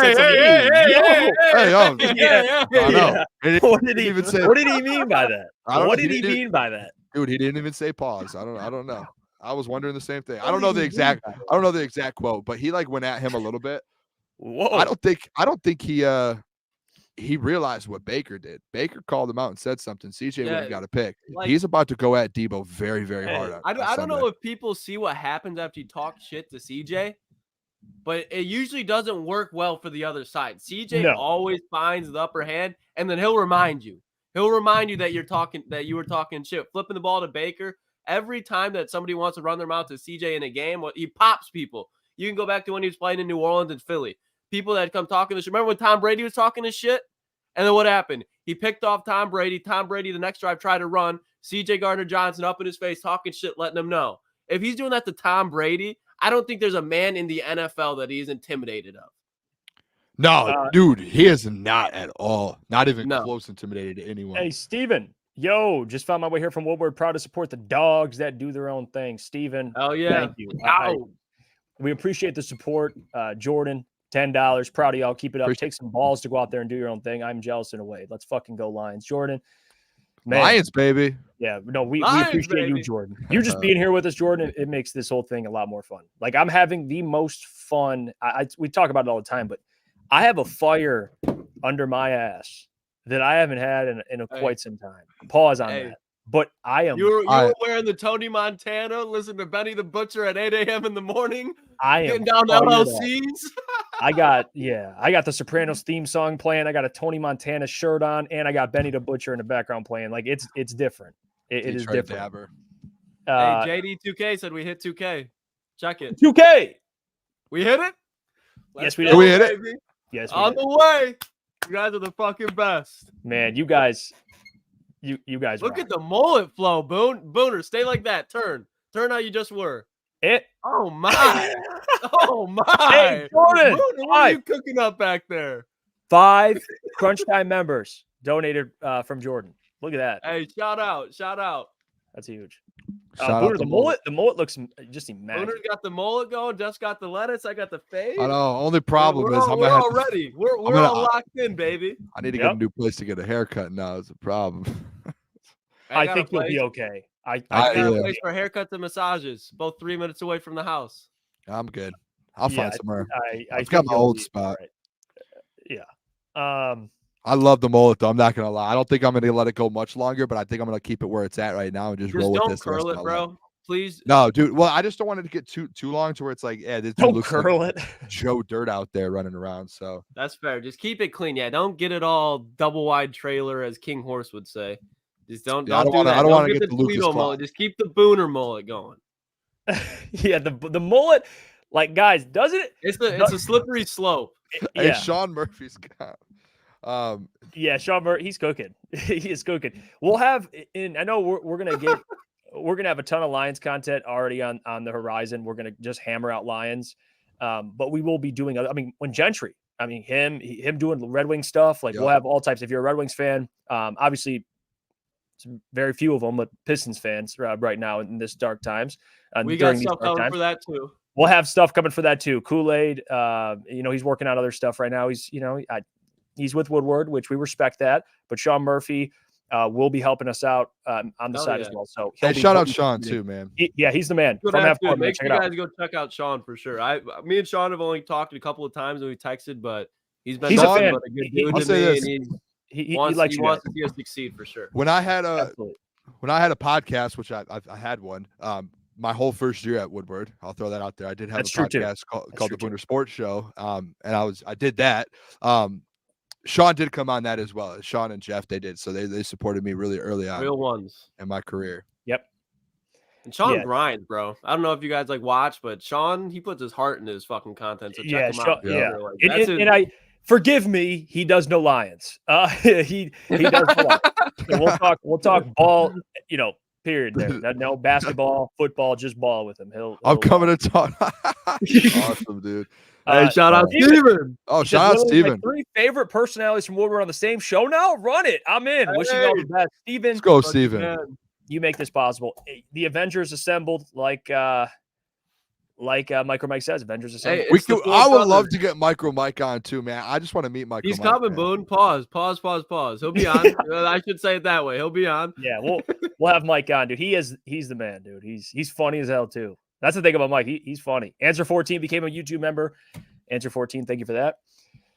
Oh, look at Detroit. Lenny found you guys through the tailgate wins, and I love it. Shout out Nick. Shout out Nick, man. In a way, like it all kind of works. Nick is awesome. Let's Nick see, is Eric great. Wilson. Eric Wilson. Hutch is going to hit Purdy's reset button like he did with Stafford. My God. Oh, that's a bar. Stafford definitely had a reset button hit that game. Hey, can you Yeah. put Steven Lehman's Yeah. Steve Lehman's one up there? I would love Brandon Katz. I haven't been a fan of him. Haven't been a fan, but I love just people mixing it up with that man. You guys got him in the chat. Like Brandon Katz, he makes it a little bit more entertaining to tune in because normally you would just be sitting there like you would hear a point that you agree with or disagree with and you type and then you'd watch the show. Right. But with Brandon Katz, he's just firing the whole time and it's just pure ignorance. So Yeah, it's just, no, I yeah, love yeah. it. It makes you feel smart. You like having people around there that make you feel a little bit smarter than what you normally feel. And Brandon Katz, he does that. And he's pretty consistent. So he shows up. He And to shows be up. honest, I love some of his Consistently takes because- bad, but yeah. Yeah, no, I love some of his takes because typically 95% of the time, whenever he says the opposite happens. So 95% of the time, he's like, "Oh, the Lions, they suck," or "This sucks about the Lions," and he's always wrong. Like he's always wrong. Yeah, I've never seen somebody take that many L's and keep coming back. Like that's I respect. I respect him, man. that. I do. I respect that all the way. To Neil's comment, is there going to be a morning show? So this is the quick layout of kind of how we're going to do things, and I'll make sure this is listed in all the channel, info and stuff like that so people can see. We'll have content posted at 10 a.m., 4 p.m., and we'll go live at 8 p.m. 8 p.m. to 10 p.m. That's going to be the schedule, and we'll have reels posted all throughout the day. Lucas is cooking. Our socials will be pretty much nonstop. We'll be running those all day, but that's kind of been the schedule, and that's how we're going to keep it. That's kind of what works with us. So we'll have scheduled content out, and then we're going to be live every night, 8 p.m. to 10 p.m. because it works the best with everyone's schedule. But what's up, Lucas? What are you laughing at? Oh no! Answer 14. Go get out. some pony dogs on me, boys. Lions win. Lions big win. There you go. Answer 14. Shout out Answer 14, man. Yeah, the guys, everybody, man. It's just supporting. It's look awesome at to see. CEO. Jalen? Is that shout out? Shout out to Jalen if that's Jalen. Shout out Jalen. Jalen's another one who just shows constant love. Yeah, and he's Jay's another awesome, one where he dude. just, bro, that dude grinds all fucking day. Yeah. Jalen always has something, man. He's a go-getter. Man of many trades. Oh yeah. I definitely want to make sure that we work with him too, because he's a good ass fucking dude. Jordan says, "Thank God it's 8 and not 10." I was sad when you said 10 at first. Yeah, I just scratched that. 8 p.m. to 10 p.m. works the best, Jordan, and I'm glad it works with you, Jordan, because we need you to tune in. So yeah, ain't no way we're going 10 to 12. Ain't no way. Ain't no fucking way. And that's listen, like why don't we go like 5 to 7 a.m. Bro, what do you want? Who the hell is up at 5 a.m.? Everyone driving to work. And what are they doing? You're going to work. You're driving. You're listening. Or you know what you can do? They can relax after work. They can be chilling on the couch, and they can watch us, and they can relax, and not have to worry about their bullshit at work. Hey, I'm not laughing at you, Lucas. I'm sorry. Look at Lou. Lou, I am in LA. Later the better. Yeah, and look at that. You inconsiderate. What's his last name? What's his last name? What's his last name, Jeff? Lou what? Okay. He Sasoli. I will say, you guys were on the morning show for a while. When we first started the Woodward Nights, Lou came on, and I did a comment, and I kept saying his name, not realizing it. Like I was reading his comment in like a mailbag. I was like, Lou Sassel, and I kept saying it, and I had no clue, and everyone was like, Booner. So he probably, whoever that is, probably remembers that. You called him Sassel? Lou Sassel. That's what it is. Well, think loose. It's a joke. Do you guys not get it? Yeah. No, I get it. Okay, I was just making sure. Jesus. Okay. It's all right. Hey, Booner. That's why we love you, Booner, because you're a Booner. That's Lou Sassel. That's literally what his name is. Yeah. Did you guys see that? Oh well, no, I'm not going to bring that up. We'll talk. I'm not going to bring that up. There's some comments here that I'm laughing at, but I'm going to refrain. I saw a couple as well. Let's keep those ones moving. There's some comments that I'm laughing at, but I'm going to refrain from talking about. Okay, I think it's about time I bring this up. This relates to Michigan, so Booner, you'll appreciate this. You like your new head coach, right? We all saw it coming. Sherrone Moore. The Buckeyes are coming. New head coach. And this is why I love this program, okay? We have Booner. Sorry, this way. Booner, Michigan fan. Lucas, Ohio State fan. Me, I get to sit here and eat popcorn. And look, you guys are like squaring off. Hey, Ryan Day, he's been busy. Go ahead and be as busy as you want. Win football games. Hold on. Why don't you win If Ryan Day finds a way to fuck this roster up, I wanted him gone 2 seasons ago. I want to have a way to mess this up.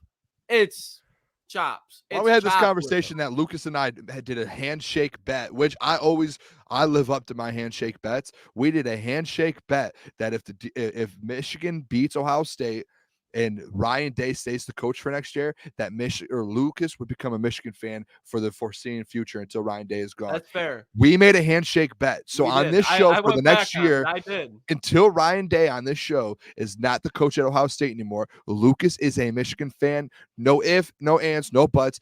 He cannot. There is nothing. I'm cutting it off very early. I love you, Lucas. You know that. But handshake bet. Sometimes handshake bets suck. Listen. Sometimes they suck. Right.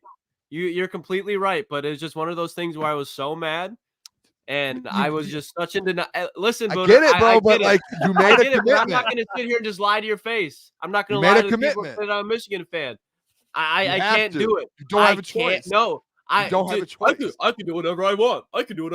I mean, let's see what the chat has to say about here. A handshake bet. The chat, if they want to open up and they want to flame me for it, it's well deserved because we did have a handshake. So every time I did go back on my word. So if you wanna takes, flame me backsies. for it, that's fine. If you wanna hold against me, that's fine. Because at the end of the day, that's deserving.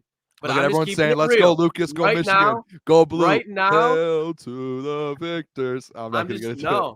You gotta admit, as a Michigan fan, you're not a little bit worried about Lucas. Ohio Okay, State. I'm gonna be honest. As a Michigan fan, and I'm sure every Michigan fan and everyone right now is saying you can't take it back. Stephen David, typical Ohio move. Exactly. Like, dude, a handshake bet. I get, like, it sucks. Like, sometimes you make handshake bets that you like.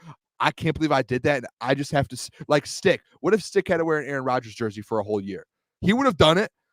You don't think Yeah, he probably would have, but it's not. No, and Lucas, no, real quick, no, It's like all emotion. Like, can you mute I him? can't. Mute him. I can say that it's like Can you this. mute It's him? like this. Hold on. Here, let me No, make a no, hold comparison. on. That's like me. Open your eyes. shaking We're it. doing this again. My eyes are closed. open. Everybody says that. Like, I'm not even like stoned right now. Listen, Lucas. Let me just say real quick. If Stick would have lost the bet to Pat McAfee, think about Stick having to go 12 months. No, you're about to talk. Don't say a word. Don't say a word. Let me talk. No, he would have gone 12. This is not just the Booner. Listen, he would have gone. I agree with you. You're about to make a whole Lions statement that I agree with. That's why I'm saying just stop. Because let me finish it, and then you can agree with it. Let me finish, and then we can agree. Stick would have gone 12. Stick would have gone 12 months in an Aaron Rodgers jersey through the best Detroit Lions season of his life, and you can't. You did a handshake bet with me, and you can't just. You just can't. You can talk about Ohio State, but at the end of every time you do it, I just want to hear it. Go blue, baby. Like it's just that's what it is. You're a Michigan fan for a year until Ryan Day's gone. So I have to say go blue after Michigan wins? No, every single time you talk about this, like, you could talk about Ohio State, but you just can't say anything good about, like, you can't, like. Yeah, no. Yeah, but because here's the thing. This is where it's different. But I want you to we'll take sports out of the it. whole chat right now. The whole chat is saying the same thing, dude. Just listen. Whole chat is saying the same thing. They can find it to agree with you, but this is where I'm not going to lie to people and do that. Booner, you know how I feel about women, right? We're gonna take sports out of it. We're not doing this. No. I want you to listen that to start this. right there. I let you talk. I let you talk. You know what I'm about. Go on your ramble. It's my turn. It's my turn. I'm muting you. How do I mute my mic? How can I? That would be like, all right, Jeff. Me and you can have the conversation. Booner can listen. Okay. This would be like, Jeff. I like Ohio States are like Latinas. Michigan are like white chicks. This would be like, Jeff, I'm going to start liking white chicks more than Latinas if they win. But it's this like is you wrong can because say we that, made a but bet. Deep down, you just can't change it about me. You can't change it about me. I know how much you like Latinas. I understand. It's always going to be Latinas. It's always going to be Ohio State because that's what I grew up loving. Can you put that It's Jake what I comment grew up up there? loving and admiring. I grew up loving. Look at Josh. Bro is straight yapping about nothing. I was trying to make a real world comparison. Lucas, can I say something to you real quick? What? You're going off on a tangent right now. When I tuned into whoever the player you were talking about yesterday, that is what you did for 5 minutes. Like, you were drinking whatever you were drinking, and you just went off for like a 5-minute rant. I maybe talked for like 2-3 minutes there because you were interrupting me. Just dude, like a minute in though, I had no clue what you were talking about. Like, I'm like, what is Lucas doing? Because you were listening. I was trying every time I was saying, like, hey, we're not talking about sports. The point is, man's sleepwalking. His eyes are like this, and he's just talking about. So hold on, look. There's a bright light. I'm so mad right now. Like this far away that is just blinding me the whole time, so I'm not in the dark because I'm in a side garage. This thing is bright as fuck. Okay. So I understand. My eyes look a little low. Hey. Well, I can translate. Lucas is spitting. There you go. Like it's Steve Darrow. Lucas, have another Modelo. Yeah, please. What do you got? It's a Modelo, dude. I'm not. I'm not. Can I talk about Modelo? Can I talk about Michigan now?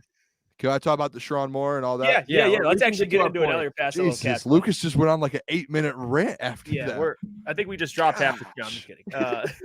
I think so. Jeez, man. No, but what do you think about Sherrone Moore, man? The hire, I think it's great. I think it's the best hire you could have. Like, I think he proved he can coach, obviously. And I know the game. I think we might have watched it together to where he ran for 36 straight times. That was kind of like. But I still think I think he can recruit, and he's going to be able, like, we're not going to lose any transfers or any recruits because he was there. Like, it's an inside guy, and I'm sure they've been planning for this for a long time. The only thing, and this is the issue I have with Michigan right now, Two things. Number one, JJ McCarthy, he had offers on the table for the NIL for a couple $1 million to stay. And this is just speculation that I've heard, don't know the truth of it. And if someone in the chat knows more than the truth, and then he had money on the table to potentially stay. And with that, there was administrators that cut that off and said, no, we're not doing that. And they cut it off. And that's been an issue with Michigan kind of through this NIL thing, was the administration and NIL and all of that. And then in Michigan, being like, no, like, we're not doing this. We're not going to work with you guys. So one, that's an issue, right? Number two, with Jim Harbaugh, that man wanted to stay at Michigan. They had a contract situation all dealt with, all done. Jim and his team said, hey, we just want this one exception in the contract. And they kept asking and asking and asking. And Ward Manuel in Michigan kept saying, no, no, no. And then this last Wednesday, the day before that he was about to leave, they go, you know what? We'll do it. And then at that point, guess what? He already had his deal with the Chargers, and he already decided he was going to leave. Michigan should be if that is all true, they should be completely ashamed of themselves. A guy that just won you a national championship, 3 straight Big Tens, three wins versus Ohio State, 3 college football playoff appearances, and that's how you treat it. Like, you should have given him whatever there should have been no negotiation whatsoever. And the fact that there was one, and that not that just there was one, that the reason that he left was because you guys couldn't come together because of what he wanted. That is a shame. Ward Manuel, I mean, if this is true, should be gone just because of that. I fully agree with that. If I'm being real, Lucas, and I want your reaction on this. For me, I think Jim leaving was inevitable. Yeah. I don't think it had to do with contract. I think he was going to the NFL. He hired an agent that represents other NFL head coaches. Mm-hmm. He's not getting any younger. We saw the sample size we saw with Jim in the NFL and the coach he was. That has to sit in the back of his mind. Like, it has to. So I get what you're saying. And of course, Michigan didn't do him any favors. But if we're being real here, guys, like, I think it was only a matter of time before he went back to the NFL. And I think winning the national championship cemented that. He got the biggest thing. He got the monkey off his back. He has nothing left to prove. And I think the NCAA, with all the problems they gave him this season, I think it just accelerated all that. Obviously, he was already looking into the NFL before this season. Mm-hmm. So the fact that everything that he went through, and then he can just go off with the legacy of being the guy at Michigan. And Booner, can you agree that, like, Jim Harbaugh after this year is like the Michigan football figurehead, you think? Yeah, he should have a statue. He's like the number one guy in one of the biggest brands, if not the biggest brand in college football. Yeah. Now go redeem what you've left off doing in San Francisco, in California, in the same state, and go get you one with Justin Herbert and build that defense in LA, because that's a team that can win. I don't think they're going to be Super Bowl contenders year one, but they'll be playoff contenders for sure. And then once he gets like the contracts kind of sorted out and it's Jim's team, the Chargers will be damn good. That's going to be a good team. So he has a chance to do that, and he's going to be making a shit ton of money. Is it safe to say that Ward doesn't like Latino women? Is that safe to say, Lucas? You're the guy that I'll go to. Yeah. I mean, if you're I don't know. I mean, Jim's on the Caucasian side. Booner, what were you going to say? Sorry. Jim Harbaugh, though, as soon as he gets to the NFL, he has the highest win percentage out of any NFL coach. So that's why I say, to me, Booner, was inevitable. Like, he, you know what I mean? Like, he sees his brother. I think there was a chance, and I think it was just he had to have the deal he wanted, and I think he probably sat down with Michigan and laid out, hey, this is exactly what I want for me to stay, and I will stay. And they obviously tried to negotiate, and there's like a level up here to where you just don't negotiate. And Jim he just won a national championship. You just don't ask questions. You say whatever you want. And if that's it, it's tough. Sorry, I'm just writing something down. People chiming in. No big deal. Yeah, sorry. Something just came to my mind. I jot stuff down because you know how, Booner, you have AD. I know you have ADD. Everyone is saying I'm rocked right now.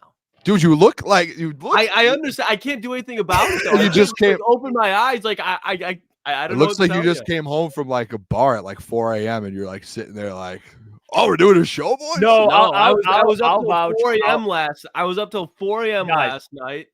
I don't think people understand. Like, and we've seen Lucas at that point. Oh, for sure. Not Yeah. He's not. I just he's think it's not. funny read these comments, and I could tell Lucas right now is kind of tweaking, like reading Dude, them, I'm like in my own head now. I'm trying to be No, normal, you're but fine. You're it's not like, hey, besides that Ohio State rant there, you've been on fire, I'm Klotz. spitting Can facts. we There's get nothing a Jeff? Can we just Fair. get a like a safe word for Lucas? Like when he starts going on those rants, just be like, pull him back in real quick. Like Lucas, like we need like a word. Toledo. We'll just say Toledo. Just No. Toledo. We'll figure something out. But we need a word Find a because Latina woman. Find a Latina woman. Just yell at a Latina chick. and when Like you a hear known celebrity, you know? he straightens up. when you He's hear the straight word, out of it. you have to lock in. You have to. Oh, I just went. Oh, I'm going off. Hey, right now. easy said something in Spanish. That was Modelo. Josh says Modelo. Yeah, say Modelo. Modelo. Yeah, Lucas. Modelo. That's a good one. There we Hey, go. we could get that. We can get that sponsorship for Modelo. Working ASAP. now. I Yep. can't believe, and I thought about this too when I did the video of smashing the beer, the Miller Lite ones. Dan, like I'm and Rob posting a Dan can. I was like in my head thinking like, you would think Miller Lite might like reach out and be like, hey, like if you're doing another We video, need to get this Booner kid right now. I don't know, Lock maybe him that's up. I'm just in my head just thinking I'm a little, I don't know. No, Booner. You're manifesting, Booner. You're manifesting. Hey, Booner, Yeah, can like I just you get were the saying official earlier. fish? Because I want to ask you, Booner, because we can't do a show, your first show officially. We're going forward now to ask you about the Booner Path. I have to ask you, how you feeling about the Booner Path? What's your thoughts on it? How excited are you for this weekend? And can we get a confirmation that the Kool-Aid videos will be on Crunch Time? Yeah, so all right, few things that you just asked me a lot of questions there, so let me unpack this real quick. The Booner Give us Path, the Booner Path update. first of all, and I'm sure everyone here, Captain, it's gonna be a and while. I King Horse put in there the Booner Path sponsorships. I cannot believe it hasn't got sponsored yet. Big miss. But I say myself. I think it is. I think the fact there's no He's right. there- He's right. no merch and no sponsorship for it, big miss. I've been saying that for a few months now. But the Booner Path right now. What Lucas, you or Jeff, are you good?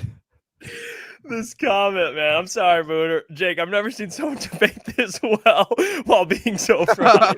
Truly an MVP performance from Lucas tonight. Random drug testing coming from the league. We should send Lucas drug test. We should. I'd fail that my shit quick. gosh, dude, I'm crying. All right, I'm sorry, Booner. I'm sorry. No, these comments are great. Hey, I'm Josh Gordon. I'm Josh Gordon. I'm sorry. That is funny as hell. Yeah, if Lucas is missing ever, he didn't leave the show. He's on leave for failing drug test. Oh my god. All right, Booner, I'm sorry. Are you ready, Jeff? I need you to bring it in. That is funny as hell. Modelo. I'm not even talking. I'm talking to Jeff on that one. Sorry. All right, we'll just use it as the crunch time word. Jeff, Alfredo, relax. There you go. Lock in. All right. Okay. Meatball. Okay, I don't like that. Oh, One. that's I'm not a fan of that Hey, one. meatball. All right, back to the Booner Path here. Let's go. Are you ready? Yeah. Booner Path, first of all, Okay, I'm done. I'm done. Sorry. Lucas, don't do that. The start of the Booner Path, in the very origination of the Booner Path, and if a lot of people here are watching and they were locked in at the start of it, the number one thing I said to start was, if you get 2 home games, the Booner Path for the Super Bowl is if you get 2 home games, you automatically are going to be in the NFC Championship game. I put a Booner lock on it. Guess what? We're here. It happened. Now, what the Booner Path is going forward, it's what Herman Moore said when I explained it to Herman Moore and all of that. It's no matter what's going forward for the next 2, 3, 4, 5 years, Jeff and Lucas, it's everything in your mind is Super Bowl, Super Bowl, Super Bowl, Super Bowl. Nothing less. The Detroit Lions for the next couple of years should look to go win 2 or 3 Super Bowls. Crazy to think, but it's a fact. And the Booner Path is on its way. But when I talked to Herman Moore about it and told him about it, that was exactly what he said, was every single year going forward, that's the mindset you have to have. Booner Path right now is as beautiful as ever. They're literally, the Booner Path is 2 wins away from a Super Bowl. So is Booner Path more of a mindset than an actual path? It's a path. It's a mindset of path. It's both. And just for the people that there could be some confusion in the chat. No confusion. If we start, no can we admit that it's never changing? As Stephen A. Smith would say, it's fluid. It's fluid. It's fluid. Is that fair? Oh, you guys asked me a question about it. Oh my God, Booner. Okay, so the Booner path, 2 home games, I'm 2 home fried. games. It's not just this year, Booner, but you're talking in the next handful of years they will be winning Super Bowls. Yes, that's the Booner path, 100%. And Alright. originally, the Booner path was, hey, there's a path to the Super Bowl. At this point, we have successfully almost gotten to the end of the Booner path because now, guess what? You're one win away from it. And the Booner path is literally 60 minutes from being completed this year, and that's what it was. So we're gonna have obviously the Super Bowl to go win the Super Bowl and get that done, but. If you're on the Booner path, you know exactly what it is. Yes, it's a mindset, Lucas. I'll say yes, it is a mindset, but it's a mindset to where you're on a path and it's tunnel vision. And I say this all the time to the people. It's I'll be the leader of the Booner path. Don't let anyone behind you and veer you off to the SOL crowd. Don't let you stay tunnel vision. I'll be the one that looks out and I'll handle the people and I'll handle the obstacles. You just stay behind me and we're going to the Super Bowl. Stay behind me, Super Bowl. Behind me, Okay, Super Bowl. If there's a verge or if there's something that moves, I will handle it. Can we please get a Booner path I will emoji? handle it. Hey, what? we, please get a Booner path emoji. We will be working on emojis. I Yes. promise you. We're going to get some emojis. Oh, look at a star just walked in the building. Michael Gentry. Wow. Where? He's in Florida right now. Wait, is he on the show? Where's he at? No, you see the Booner. You see I don't see the a guy's comment right anywhere. there. All right. He's there. Can't wait to be drives back. the Let's go. boys. Michael Gentry. He's a part of the team. He's He's the man. He's in Florida, by the way. He's living it up. He's enjoying his time there, Mike. You lucky son of a bitch. We'll see when you get back. Look I'm great. excited to have Mike on, man. Once the whole full cast is in here, we're having Crazy. fun. It'll be a packed show. Crazy clown. And 2 comments I want to. RP said, can you handle Ben Johnson leaving Booner? Yes. The Booner path with Dan Campbell. The Booner path will always be alive. Like that is not a thing. Like with Dan Campbell and with Jared, with these guys, we're good. Second one, like Modelo, Bud Light, and Mexicans. The crazy clown. Booner is the Penne of the YouTube streets. Just follow him. That's all you have to do. Is just trust me. And if things start to go wrong, I will let you know, and we'll figure out a way to address it, and we'll have a conversation about it. And I'm going to be honest with the people. And I've said that from the beginning. Was if there's an issue, just like after that 3 or 4 game stretch where Jared Goff went off and was throwing all those interceptions and the fumbles, I stood up on the stage and I said to the people, like, listen, I understand what's happening. This is what needs to be fixed. Bang, bang, bang. And guess what got fixed? Bang, bang, bang. And now look at where we are. So that's the Booner path. We're good. We're in lockstep. Okay. Everyone spam the Booner chat, right? Booner path right now. I want to see it flood. Dude, I want Alex to see it turned into flood like the a comments. dictator. I want to see it it flood. dictator with his Look, Booner path. It's a dictatorship. Why don't you Alex guys support me? It's Everett? just like a I support pyramid you. scheme I you're support you. building. No, Hey, Lucas. I Whoa, support it. no. We had a conversation. That word cannot be used. We've made a deal. What? All right. Scheme. Which word? Everyone spam the Booner path. It's not a pyramid scheme. It's not. Everyone It is spam it not. right now. We should see like every single comment. It should just fill up all Booner paths. Nothing else should be in there. At 9:50, we're going to give out our final score predictions for the Lions game. So 9:50, we'll be doing that. Look at all the people. I love the people, man. Until then, we'll be going through some comments because I see this one. Derek Brown, what's your Penei Sewell contract extension prediction? That man's getting whatever he wants. Lucas. That's why you're a ball knower. I was just gonna say you hand him a check and you say sign it. You write the number and then we'll sign it. And that's it. Honestly, I think Brad will do that because that's why he's taking all these low contracts right now, even these 1 years, because he knows he has to get Penei, Aiden Hutchinson, and Amon-Ra St. Brown all signed, and he's going to do that. What do you want? Take it. Go ahead, Booner. I agree with you guys because I've been saying this for a little bit. Is I think as soon as the season's over, the first order of business is like the first day you can extend guys. You call up Penei Sewell and Amon-Ra St. Brown, and you tell them, hey, pull up to the Allen Park real quick, and you let them pull up. You put them in 2 different rooms, and you walk in one room, and you put a piece of paper down, an empty check, and say, we're not leaving this room until this is signed. And then you go over to Amon-Ra St. Brown and say, here's a piece of paper. Once this is signed, we'll leave the room, and you don't leave the building until both of those guys are extended. That's day number 1 of the offseason. And once those 2 guys are extended, you can start doing everything else, and Brad can go to work. Those 2 guys, you sit down in a conference room, you put them in 2 conference rooms at Allen Park. piece of paper in each one, a contract, and you say, we're not leaving this building until these are signed. This kind of goes back to the dictatorship comment. Zero dark 30, man. Like, what are we doing here? Why can't? What are we Booner's doing? right. Booner's right. And then a year after that, Booner, you're gonna have to sit Hutch down. Yep. You're gonna have to lock him in a room, just like you talked about. I didn't say lock. Don't. I did not say lock. Okay. I said let's sit down. We're not leaving this room until we figure out a deal. Making sure. It's making sure we're kind of. And if they need me in the room, I will gladly drive over to Allen Park. Yeah, Amon-Ra St. Brown's going to get paid, though. Like, those guys, both, they're going to get paid. And I'm curious, guys, how, because I think we can all accept that Jared Goff's going to get a contract extension. Can we all agree there? Like, it's coming. I think we can all agree. Yeah. I wonder what Jared Goff's mindset will be accepting that deal or when the negotiations come, because they're going to negotiate after the season. Does Jared say, you know what? This is a good football team. Guys need to be paid. I'll take a discount. Or is it, listen, man, I need to get paid. Give me my $50 million. Bring me my money.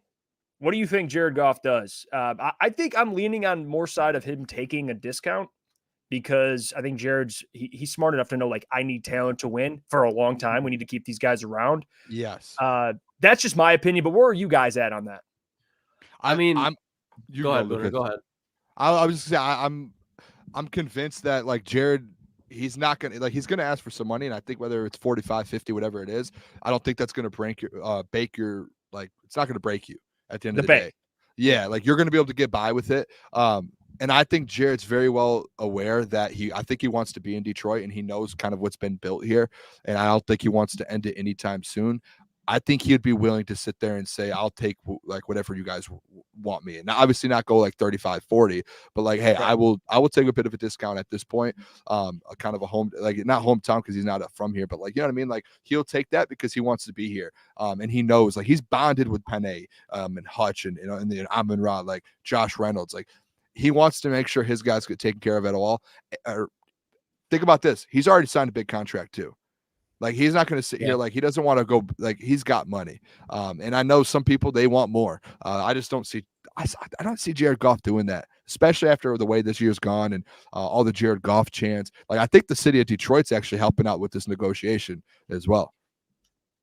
That's what I just think it's Jared Goff city right now. And if you're Jared Goff, what is truly more valuable to that, to Booner's point, when you've already had that big contract? And if he gets paid, if it's a low contract, it'll probably be like the 47, 46. Like, it's not going to be like he's getting paid chump change. He's still going to be getting paid a substantial lot of money, and I guarantee they'll back it with incentives. But if you're smart and you're Jared Goff, I think you absolutely are willing to take a little bit of a knock on your contract. Why? Just because the legacy that's going to come with it and what that means to the actual city. And if Jared Goff wins a Super Bowl and then stays and is able to bring more wins to the city, he's going to have a statue built. There's no doubt about it. So why would you pass it up? Why would you go to, well, I'm making it up, but why would you go to Washington, who needs a quarterback, just to redo the situation we're just in? We're just rebuilding. Because if that rebuild doesn't go successful, then you're finding yourself back to stage one, where in Detroit, you are the guy, undoubtedly. Nobody can say shit to you. That's exactly why I've been on this, like, let's not do this Hendon Hooker thing. And I love, there's a chance Hendon Hooker could be really good, and maybe he still does become the future. But we've had this conversation, both of us, before in the past. Like, to hit on a quarterback, dude, in this league consistently, it's very hard. And just because you have Hendon Hooker, who has all of these attributes and these skill set, everything, just because he has that doesn't mean he's going to know how to go win. There's been plenty of NFL quarterbacks who have been drafted in the first round and have been crazy good college quarterbacks. They just don't have it. And I'm not saying Hendon Hooker doesn't, because he might, but to take the risk and go from someone that you just won a 9-win season, a 12-win season, an NFC championship game. I'm sure next year they're going to win 10 plus games, and then just be like, let's just move on for someone who hasn't proven anything in the NFL.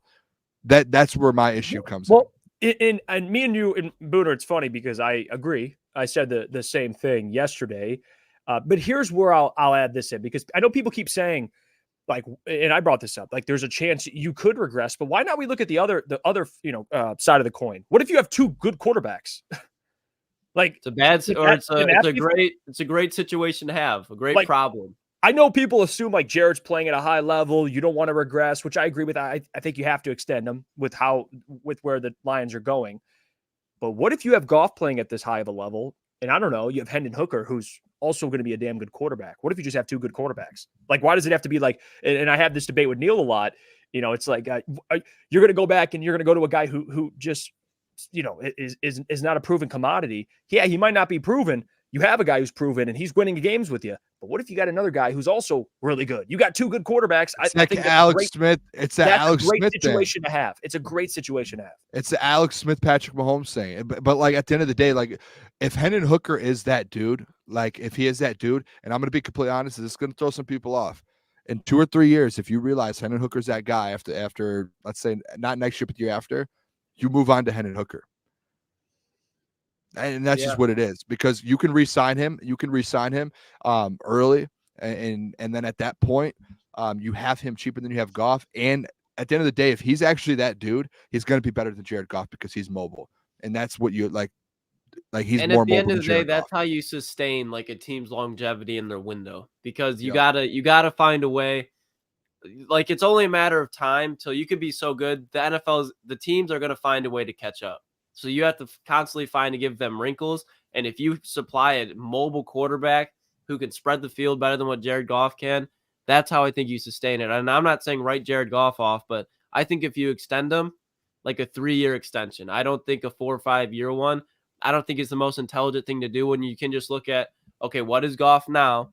And then obviously with time, he's going to digress a little bit. So you sign him to 3 years, it's pretty much you're getting him in that window. Once Jared's arm starts failing on him, I think he's going to go downhill quick.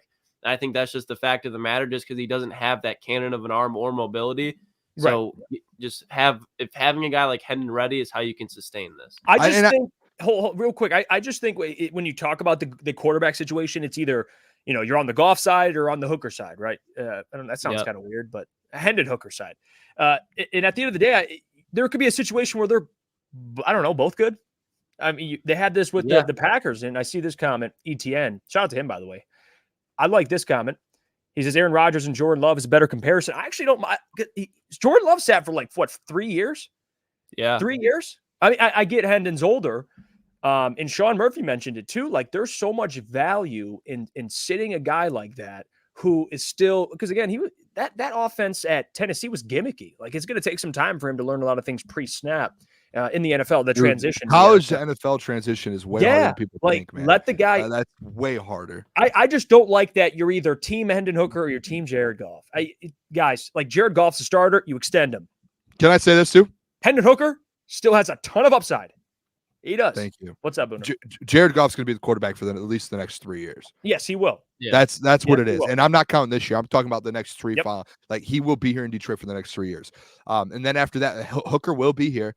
After that, that's when you start like this whole. There was like it's just crazy to me all season long. We were having all of these arguments about the contract and what's Jared gonna get, and it's like I've been on the side like, dude, it doesn't matter at the end of the day, like, but there's just so many people wanted to argue about it and go about it, and it's like that's not like he's gonna end up getting that extension. That's why earlier this year I was very passionate about when Goff was kind of almost at his word. Yeah, I was like, we need to sign him now, because if all that can happen now is he could just go up, and that's exactly what's happening, because you could have gotten him a lot cheaper. And I'm sure his team was like, no, like we're not signing now. We're going to trust in our guy. And I know people like they knock Hendon because of his age, because what is he right now? He's 26, something like that. Yeah, I believe he just turned 26. I'd have to double check that. So he might be close. He's like 2 years younger than Goff, dude. Yeah, and like people like they scream about that. But think about, okay, he's 26 right now. In 3 years, he'll be 29. When you're talking about quarterbacks, that's when they start shredding shit. So if you get Hendon Hooker, who's going to be in a polished system and a developed system that he's grown into, and he's going to have chemistry with all those guys, who cares about his age when he's going to give you 4 to 5 years of solid production because of what he's done before that, when just sitting back and watching Jared Goff and how he's made plays. So the age is not a concern to me whatsoever, especially when it's a guy who's coming off an injury. He's going to be 135% healthy. Yeah. And you're going to find out, guys, we'll find out everything we need to know this upcoming preseason. Right now, You need QB1 to play well this weekend. What's up, Booner? Can you put LFG's comment up? She's asked, is this a question? Are the 2023-24 Lions the 2023 NFL version of the Vikings? Well, because Is he the Vikings went to the NFC Championship and got smoked by the Eagles, I'm pretty sure, if that's Well, what he's referring to. No, Wait, this is last year. This is last year when they went. We're talking about won the fraudulent Vikings. 13 games. No, they're in the NFC Championship game, and the Vikings aren't. Yeah, no way. Do you guys remember when I got in the argument with the heavies about that, to where they thought that they were going to be like the Vikings last year? I think it might have been easy. I can't remember who it was. What was it like in the middle of the season or late in the season? It was after the trade deadline, I think, or somewhere like that. Yeah, I could see they were up in arms about that. Just because that was right after we played Baltimore. I went back to go clip Easy, and I got a lot of clips of him talking about Jared Goff, by the way. I have a portfolio. I went back and go get some clips, and I ran into a conversation. I hopped on the heavies, and they were coming at me, and they were like, they're just like the Vikings team. Like, they're going to win 12 games, and they're just going to lose right away. Like, they might not even win the division. And I was like, dude, what? Guys, it's that time. Let's give out our score predictions before we close out the show. Can you guys go first? I haven't even thought of that yet. So yeah, I was trying to think, but I got one in mind. All right, Lucas, I'll start with you, then I'll go, then we'll go to Booner. I'm just putting it in the air just because if I feel like it's bad energy, but I do think there's a path for the Detroit Lions to win this game. So I'm going to go Lions 34, 49ers 31. I think it's a 3-point game. I think it's close. I think it's a high-scoring game. But Brock Purdy, he's going to be uncomfortable at some points. And I think that Kyle Shanahan in those tight games, he struggles, and the Lions are going to continue to keep it on. And that's going to be, three? It's going to be 3 straight seasons of Kyle Shanahan falling short. You know what's funny? And I have a funny story, actually. Is Steve G talking about me? Against the Lions right now. I just can't pick against them. Steve G? In that comment, he said the new guy is slacking. Am I the new guy? Okay, Booner. You might be. I'm Booner. I'm not a new guy. So welcome to the channel, Steve. I have a funny story I want to mention to you guys. All right. Excuse me. Sorry, I just had a yawn there. Wake up. I was welcome asked to the night show. I was very, very lucky to get the opportunity today to talk on a radio show in Sacramento that covers, the 49ers. And they asked me to come on to speak on the Lions' behalf. I went on there and, I held my own. I talked about the Detroit Lions. At the end, I lied. I lied to them. You know what I said? What?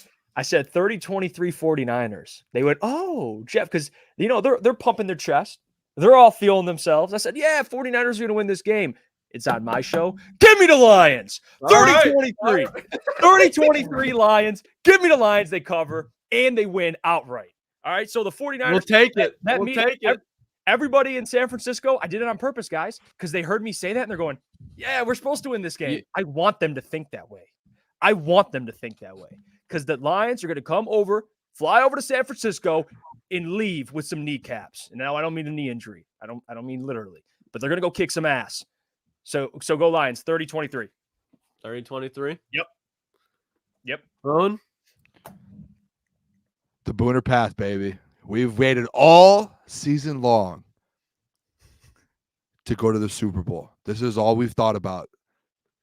I'm going to the Detroit Lions to finish the path off and get to the Super Bowl. One more win to the Lombardi Trophy, fellas. 31. Wait, what was your score prediction? 30-23. All right, 31-27. Detroit Lions win this football game. 31-27. Actually, changing it. 27-24. I got 3 points too. I think it's going to be a 3-point game. I have a touchdown. I think the Lions win by a touchdown. But maybe I'm I just think, man, it's an NFC Championship game, dude. This is going to be and this is what I want the people to know as well too, because I know a lot of people, like when I did the stream for all of those weeks, a lot of people, it's one thing goes bad, there's a lot of negative comments. Listen, there should be no negative comments. This is the NFC Championship game. Yeah. There are going to be things that happen. Dan even said it in the press conference this week. He said we're going to make a lot of mistakes. Things are going to happen. Momentum's going to go their way. We have to find a way to get it back. Things are going to happen. Don't get shook. Don't get shook. I don't want to see SOL chance. I don't want to see any of that. Just stay locked in. This game goes all the way down to the 0, so the clock hits 0, and then there's going to be a winner, and I think the Detroit Lions find a way to get it done. I hope that 49ers fans and players are just completely looking at the Lions like, man, they're just in our way. Like we got to Cute story. Cute story. Like, Underdogs. I want there to be disrespect. Like that's like, I want 49ers fans. I want 49ers media just to be like, yeah. I don't know if you were messing around, Jeff, though, and being serious about you being like, I threw the 49ers off. I just took the whole state of California down. Dude, like no, you just pitched to us like you just convinced the whole state of California that they're whoever was listening to that, because I'm not. Let's be real here. I love those guys; they're great dudes. I'm never going on that station again. Like, so I just throw it out there. Yeah, Niners, man. I stuck up for the Lions, but I'm like, yeah, they're gonna get us by a touchdown. And they're like, wow, yeah, like being real with us, Jeff. Like, we appreciate you being real with us. And then I come out here, I'm like, nah.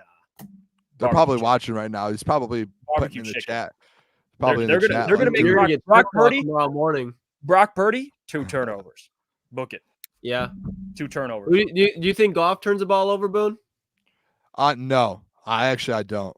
Really? I could see one. Maybe. Do you think I think it'll be a fumble. I think it'll be more of a fumble than an interception, or maybe it's like an interception force because he's just like throwing it right before a sack. I think there's at least one. I think he's been perfect through this postseason, but it'd be really, and it's hard in general, like to get through the postseason without a turnover. Now you're going up against that defense. I think it's tough. But I'm not going to be mad at him to your point about what Dan was saying. Like, if Goff throws an interception, okay, fine. What are you going to do about it next? Make up for it. What are you going to do about it? Yeah, I don't want 49ers fans to respect the Lions. It actually play better that way. Like, just please. And I know a lot of the stadium will be Lions fans, like 20-something%, something like that. Yeah, I think what you were talking about it last night, I think, Boone. Yeah, which is good. 20, I think it was 24% now. It's moved up. It started at 22. I think it's at 24. I don't know what it is today. I would have to go look. I can't remember who was that. Was that SeatGeek that has like a stat to where they can see all of the ticket sales like outside of California and see what people are coming in from Detroit or something? Look at this one. AB1 Kenobi says Jeff was on the Booner path and got off at I-49. Yeah, I just took the exit. No, Jeff was I have been banned. making the Super Bowl, so technically, what do you call it? What you want, Boone? I don't. Do you though? Because you've picked both sides here. Booner. So have you. How? When have I picked both sides? No, hold on. You went on a radio station. Booner, who was your Super Bowl pick? Who was your Super Bowl pick? It's been very well known. At the beginning of the year when we did the Super Bowl, I did 49ers Bills. That was like 12 months ago. Talked. No. The three of us talked. Time out. Jeff, you literally just said you went on a radio station earlier today and said you picked the 49ers, and now you're trying to say, oh, I was just messing with them, and then you just picked the Lions here. You have both. No, I just want to know. Booner, I just said I went on a radio station in Sacktown, which I'll never be on again. This is our listeners. I'm telling our listeners my opinion. Jeff is known as wait. You're known as like Hollywood, the pretty boy. Listen, dude, you're kind of crazy, dude. The fact that you thought to go on that show and be like, I'm gonna mess with them and tell them the 40. That's crazy. You should have went in there with confidence and said, we're gonna beat you guys. Oh my God. Okay, Booner. You just said you had the 49ers in the Super Bowl and you're picking the Lions. At the beginning of the year when we did That's what I'm saying. Okay, we're good then. We both have the Lions. There you go. Did you get my text, Jess? I texted you. All right. We'll end it there. Let's check it before we end it. Go look and check it before we end it. What'd you text? Go look. Oh my God. Thank you. Let's do a mailbag. It's in a mailbag. What is it? Get your questions. Mailbag, baby. Get your questions. I know. Steve David, Jeff, you ain't fooling nobody. Hey. Listen, Sacramento, I'm sure it's a fine town. Darren Fox, shout out. Yeah, but other than that, guys, there was no need to defend us against Sacramento, like at that point. But it was fun, though. I had a lot of fun. Those guys are cool. I forget their names. I want to damn it. It was Styles and Watkins. You went on with Harry Styles. That's awesome. Yeah. Yep. The Harry Styles. Jeff is a sellout. Let's see.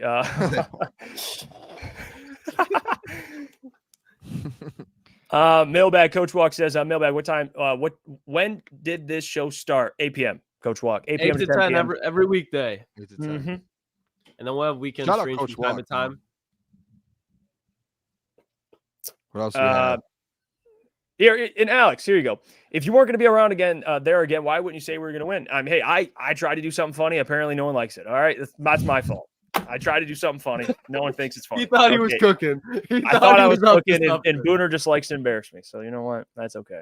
Oh, It's- man. I- And this is time- going to be a great show. We've been waiting to have a show together. This is going to be a great. Oh, I cannot wait. Oh yeah. And this weekend, imagine the Lions win. Well, when they win, it's going to be fun to cover it. Oh yeah. It's going to be fun to cover it. Mike Bell, congratulations, gang. Consistency is key. It is. Shout out. And I'm like, And that's why we're going to be going live every single day of the week. yep, Every single day of the week. we're going to be grinding, man. Ryan Kincaid says, "Do you think this is an over/under kind of game?" I think over. Yeah, think what do I it- mean? the 30-23. secondaries- What's the over/under? I have 30-23. What's the over/under? Do you guys know off the top of your head? I can check. I don't know if that qualifies over/under, Pull her up, but man. if it Yeah, I was 34-31. 27-24. Let me see. I'm pulling it up, guys. Work with me here.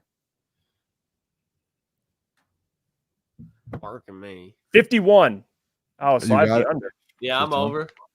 Oh no, I have the over. I'm stupid. I'm over. Yeah, I have I'm over. 53. 53. So I I have wouldn't the be over on that. surprised though if it's a defensive game. I'm right on, actually. I'm I at see a couple 51. different ones. 47.5, 51, 51.5. I have the over regardless. I have 53. So Steve G, am I muted? You are not. Shout out Steve G, by the way.